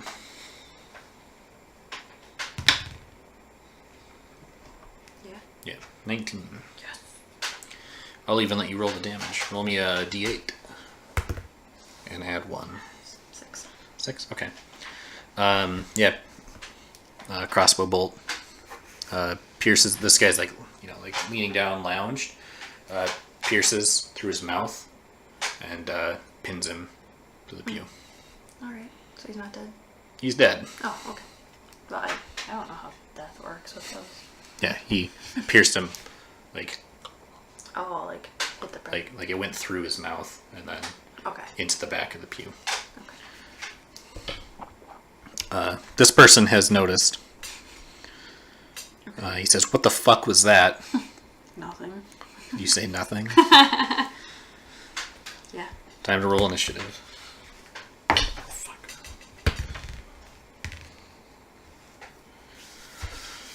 Okay.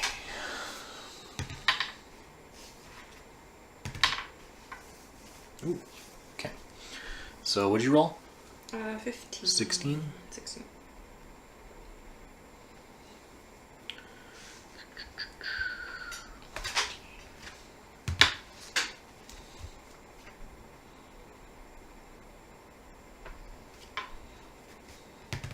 Is the cat coming in to help you? Yeah. Alright, I need to annotate this.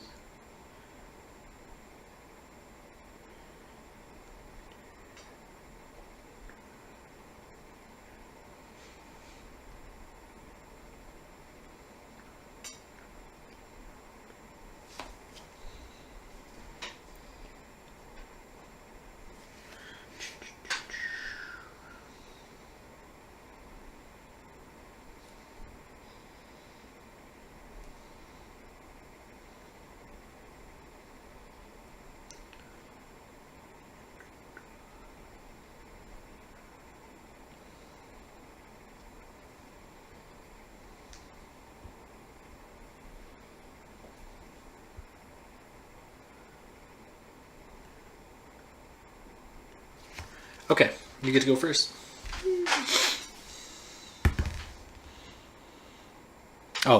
What's your plan here? So, he's fully aware of this going on. Okay, so where is Braun? Braun is here. Okay. You're here. The cat's here. The monk is here. I assume you just want to... I mean, the doors are just open now. Yeah. You're just like, no one! You stride into the room. Go for... Well, who's bigger, that guy or that guy? Or are they the same? They just look like people. Let's go for this guy. Can you get there? So that'd be... Here. 5, 10, 15, 20, 25, 30, and he's standing. Let's see, right there. Oh, he's right. Oh, I didn't know that was. So you could... I could? Yeah, you could get right there and hit him. Okay, Okay, so you're up here. Give me an attack. Since you rolled before you moved, I'm going to make you roll again. yeah. Okay, so... Yep. 15? Yeah. That's a hit. Then damage? Yep. God damn it. Yes. My epic battle! What's that, 13? Yeah. Okay, he hardly has time to react. And you fucking wallop him. Should I have gone for the other guy? He's not dead. Oh, okay. Good. He's just in a rough state. Okay. That would be everything for you then, right? Shillelagh, movement, and your action. Yeah. So, Braun. Next. Going for the other guy? Yeah, he's going to take a few steps out. Let's see. 5, 10, 15, 20. He's going to stand right here and he's going to fire his makeshift crossbow. He's only got 2 bolts for it, though.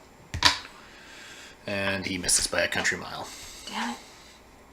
He actually he fires, and it manages to hit a chandelier. The chandelier comes crashing down in the middle. Ron. Okay. This guy is 5, 10, 15. He's going to move up to Braun. He's going to try and hit him with a knife. Yeah, he hits Braun anyway. It's Braun die. Not quite. He's got some fight in him. This isn't his first battle to the death.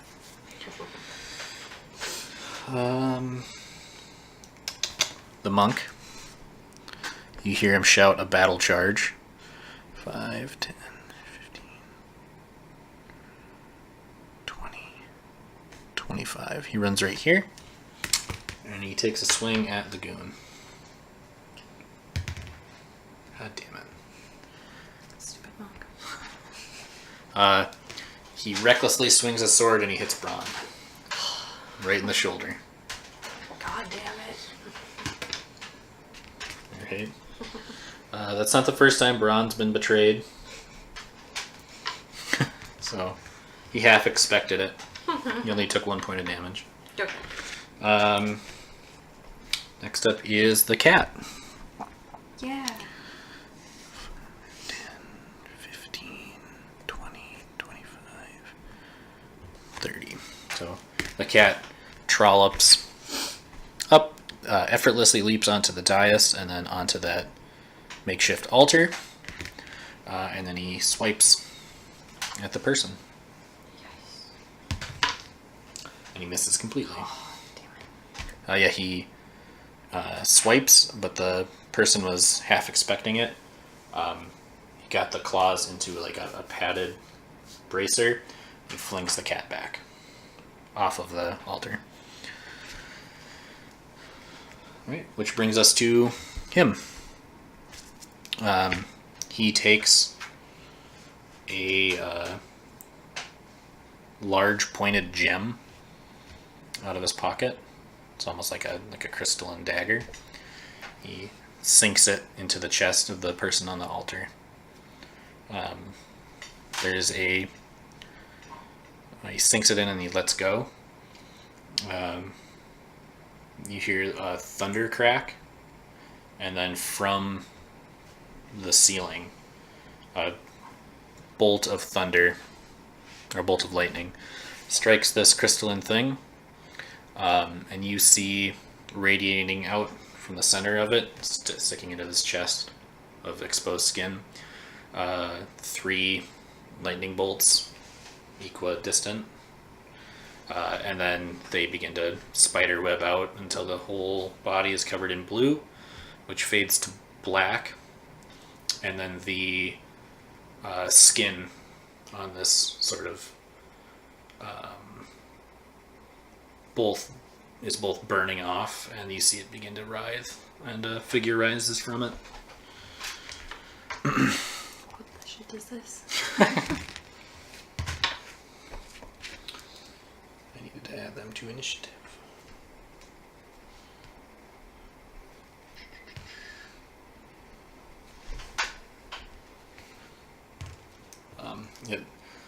It lurches up, and then it gives off a guttural scream. You can see the teeth have been pulled out of the mouth, and eyes are removed.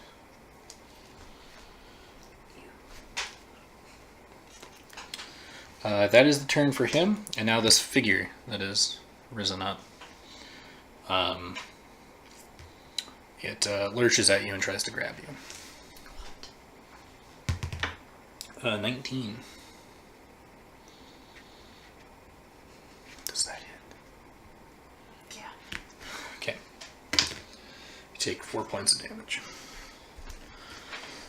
4 points of lightning damage. Yeah. When it grips you, there's like an icy burning sensation. And then as the hand comes away, you see it's actually burnt your skin and also ripped away a chunk of it. That brings us back to you. All right. What are you gonna do first? Like aim for the figurine. This thing that's been brought to life. Yeah. We'll just call it a zombie. Okay. Okay. 6 + 5. That's a hit. Okay. This. Yep. No. Okay. 8. All right. So yeah, you like get back down, bitch. You whack it. You whack it so hard that you feel the bone shatter and one of its arms goes limp. Woo. What'd you do? 8 total. Yeah. Okay. Braun didn't have all he's got is this crossbow, and he's got no bolts left for it. So he's gonna try and just hit the goon with it. It's an improvised weapon. She does. Woo. Whacks the goon over the head with it. You even hear the crack of it, like some of the wood splinters. Your monk friend is gonna flail his sword again. Oh, come on! Did he He drop it? So he has to redeem himself. So he lunges as Braun is swinging the crossbow down, and he fucking pierces Braun's arm. God damn it. At least you didn't cut it off. Well, that remains to be seen. Okay. The cat. Yeah. You're your best friend. The cat jumps on the altar. It leaps over this thing and lands on the face of the person who brought it to life. And they are looking very rough. You see blood and you think maybe like a chunk of an eye as it just claws it. Which brings us to it. Or him, I should say. Is it a clown? Doo, doo, doo, doo, doo. He pulls out a particularly wicked looking dagger and slashes in your general direction. Though he has disadvantage because there is a cat covering his face. Okay. Oh my fuck, that is statistically very unlikely. What? Critical hit. Aww. 2 20s in a row. And that's also very unlikely. 2 1s in a row. So you take 3 points of damage total. What are you down to? 3. 3? Ooh. Yeah. Alright. The zombie swings its dead arm, or its limp arm at you. A 14. I'm a 14. That's a hit. 2 points of damage. God damn it. I'm gonna die this round. It's your turn.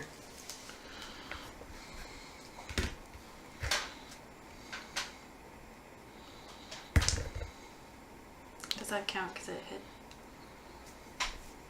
Who are you attacking? Oh shit, I didn't do that part. Probably the zombie? Okay. Or who did I get the critical hit from?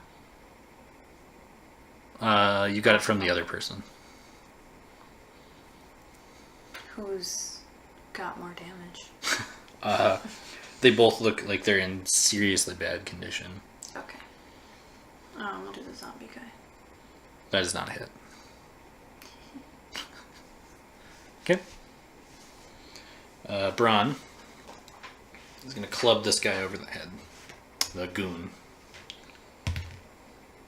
Another hit. Alright. Goes down. The monk. How badly can you fuck this up? I'm dead. Guess what he rolled? A 1.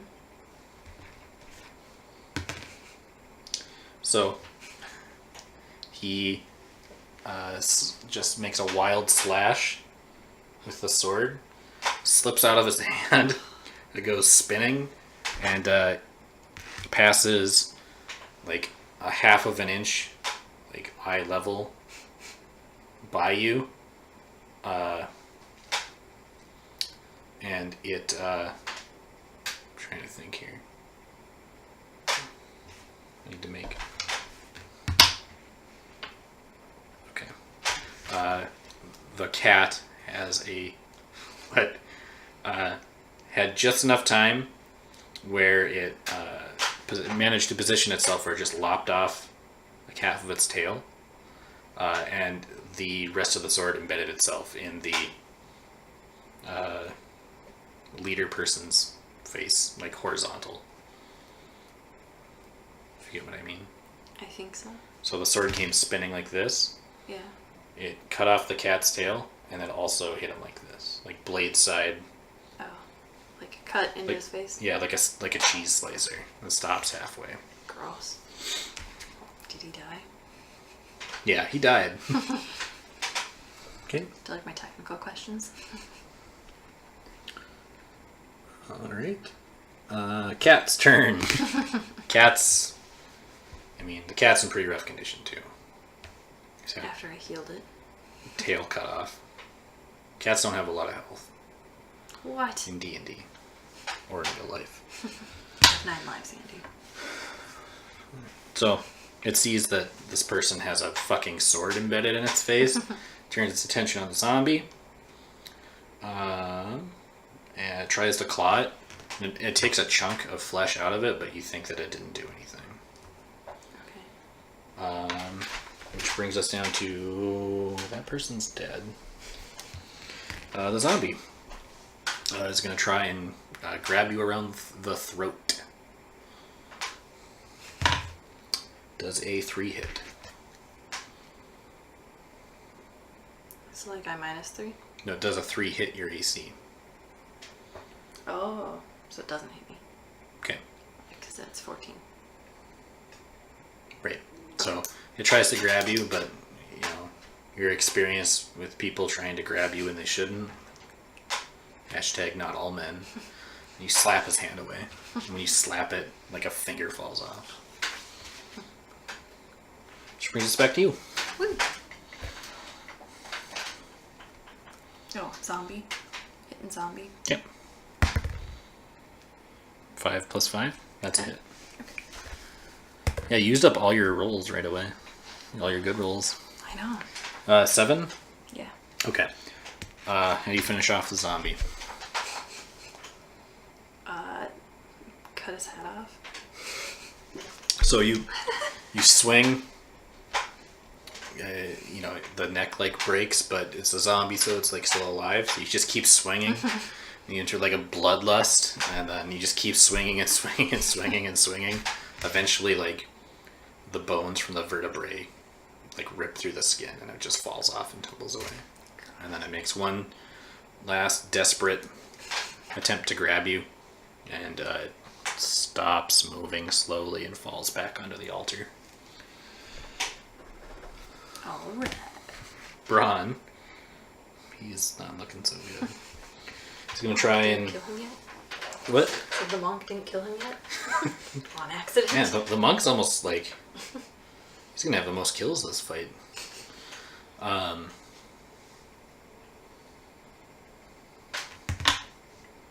Oh, come on, Braun. He broke his crossbow over this guy's head, and all he's got left is like a slightly pointy piece of wood. Mm-hmm. Lunges trying to get him, and he lunges straight into the guy's dagger. Come on. And he goes down. Damn it, Braun. Alright, the goon's turn. He turns on the monk. The unarmed monk hits him. Monk goes down. The cat is too preoccupied licking its wounds. So it is your turn. This is the situation. You are here. The goon is here. Can I, like, throw it? You want to throw your shillelagh? No. Can I do that? No, it turns back into a regular quarterstaff. I mean, there is that extra wicked-looking knife that the leader was using. Yeah, let's use that. You want to throw it? Yeah. Okay, you pick it up. This has a +1 to hit. And a +1 to damage. Okay. Yes. So 18 plus strength +1 for the 21. Roll me 1d4. And then you add 4 plus 2 for your strength, +1 because it's a +1 dagger. 7. 7? Alright. Hits him right in the forehead. He goes down. Yes. Alright. Anyone else still alive? That's it. You're the only currently conscious person. All right. Just Take look a around. nap. What's your plan here?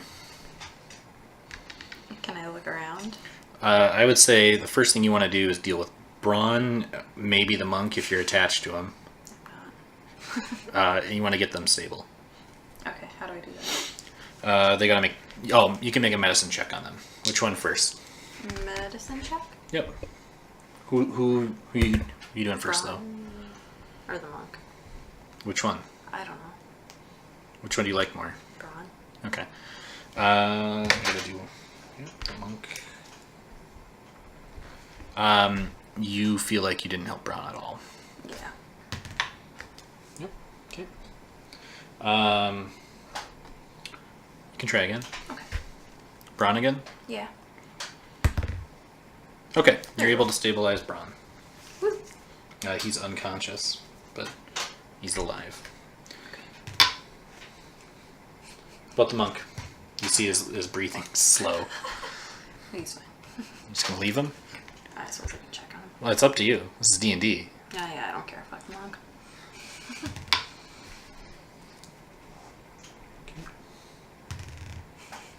Oh, no. Okay. You see the monk stop breathing. Oh. Oops. Well, he didn't know anything. You can... Can I still help him? I'll give you one last chance. Oh my god. So, you walk over to him. You see he stopped breathing. You say a little prayer over him. You know, druids believe in the circle of life. You know, thanks for your help. You give him a little pat and his eyes bolt open. He says, "Oh, I was in a place of blinding light. Everywhere I looked, clocks and gears. Oh. Where am I? I think I died." Are you sure? Looks around the room. What do we do? How do we fix the clock?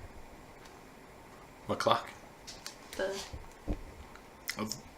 one that's hanging from the ceiling? Yeah. That's just decoration. Oh, which one do we fix? You fixed the door. Oh. The door mechanism. Then what else is there to do here? He looks around at all the dead bodies and he says, I think there's literally nothing else to do here. Alright, let's eat. You know, have the cat paws at you, wants its ham. Let's go get this ham. Alright. You go back into the kitchen. There's a delicious smoked ham. Just a few loaves of bread. Did we go help Braun wake up? Braun's unconscious. He needs some healing. Oh, okay.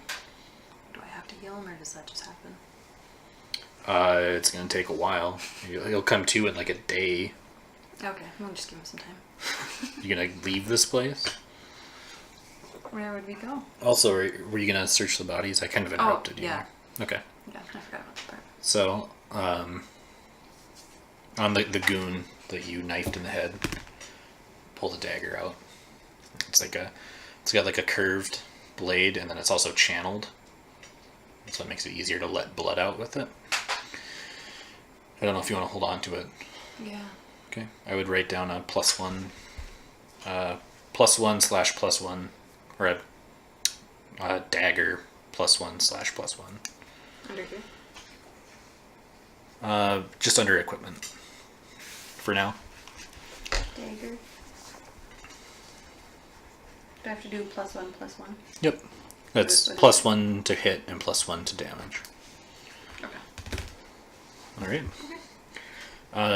On the leader, well, you took his dagger. Yeah. The monk pulls the sword out of his head. While you're sort of searching, he's practicing with it. You can see he's getting better, so he can't get worse. I'm sure. On the actual leader cultist, you find a envelope sealed with an ornate wax seal. Open the letter. Okay. Okay. It is detailed instructions from the detailing what to do when they find, and it's just referred to as the item or the schematic, to return it to the manor so they can complete their ritual. And then at the bottom, it's signed with a likewise ornate S that matches the seal. And that's a different leader, so there's more of them. Yeah, that would be.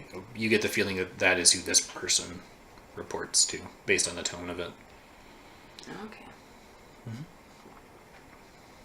What else is there in there? Oh, you find a coin purse on this person. There is it's a very large sack of gold. It's got 73 gold pieces. It's also got a few rubies.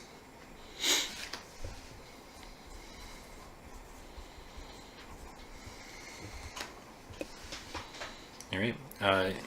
So you come out of the monastery at the front door. Mm-hmm. It is evening. The sun's getting low. There is a cart and a horse. Check it out. Yeah, it looks like they were, this must have been used by these cultists, right?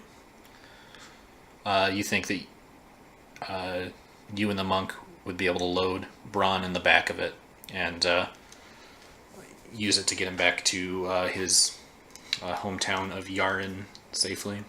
The people who had asked you to investigate this monastery. Yes. Okay. Is the cat done eating? In so much as a cat is ever done eating, it looks up at you expectantly. Just like Luna's doing. Feeding me. You let it climb up in the cart? Yeah. Alright. Take it with. Figure out its name in a little bit. Give me an animal handling check. Yeah. When my spells come back, I'm gonna figure out its name. Yeah. Give me an animal handling check. Just to see how well your trip back goes. Do I? Yep, just roll a d20 and add your... I think you have animal handling. I'm pretty sure I do. Fucking +5 to it. I have animal friendship. On your Oh. skills. Oh, I see. Okay. Oh. 20. Oh my fuck. Air horn. 20 +5. That's the highest thing you could possibly roll on your character sheet. Yeah, this horse is your best friend now. Woo. Yeah, you You get back to town in no time. It's like you're one with the horse.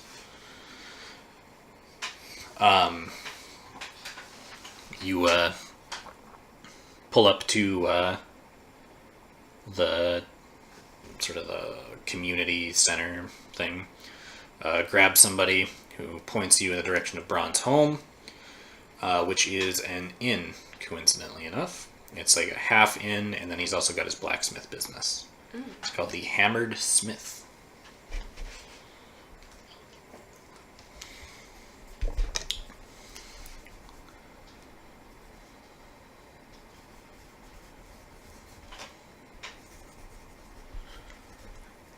His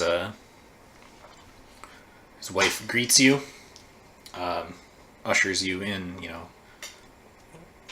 let's get Braun to bed, and then let's get you some dinner. You have a nice hearty stew, and you turn in for the night. You have very, very vivid dreams while you sleep. The cat sleeps at the foot of your bed. The monk has the room next to you. And you feel like you probably hit level 2. Woo! Alright, so that's the end of the adventure / session. Sesh venture. Is it a level each adventure? So it depends on the person running the game. It also depends on kind of the adventures. The first levels go quickly. Okay, because they're shorter to get through. Right. Yep.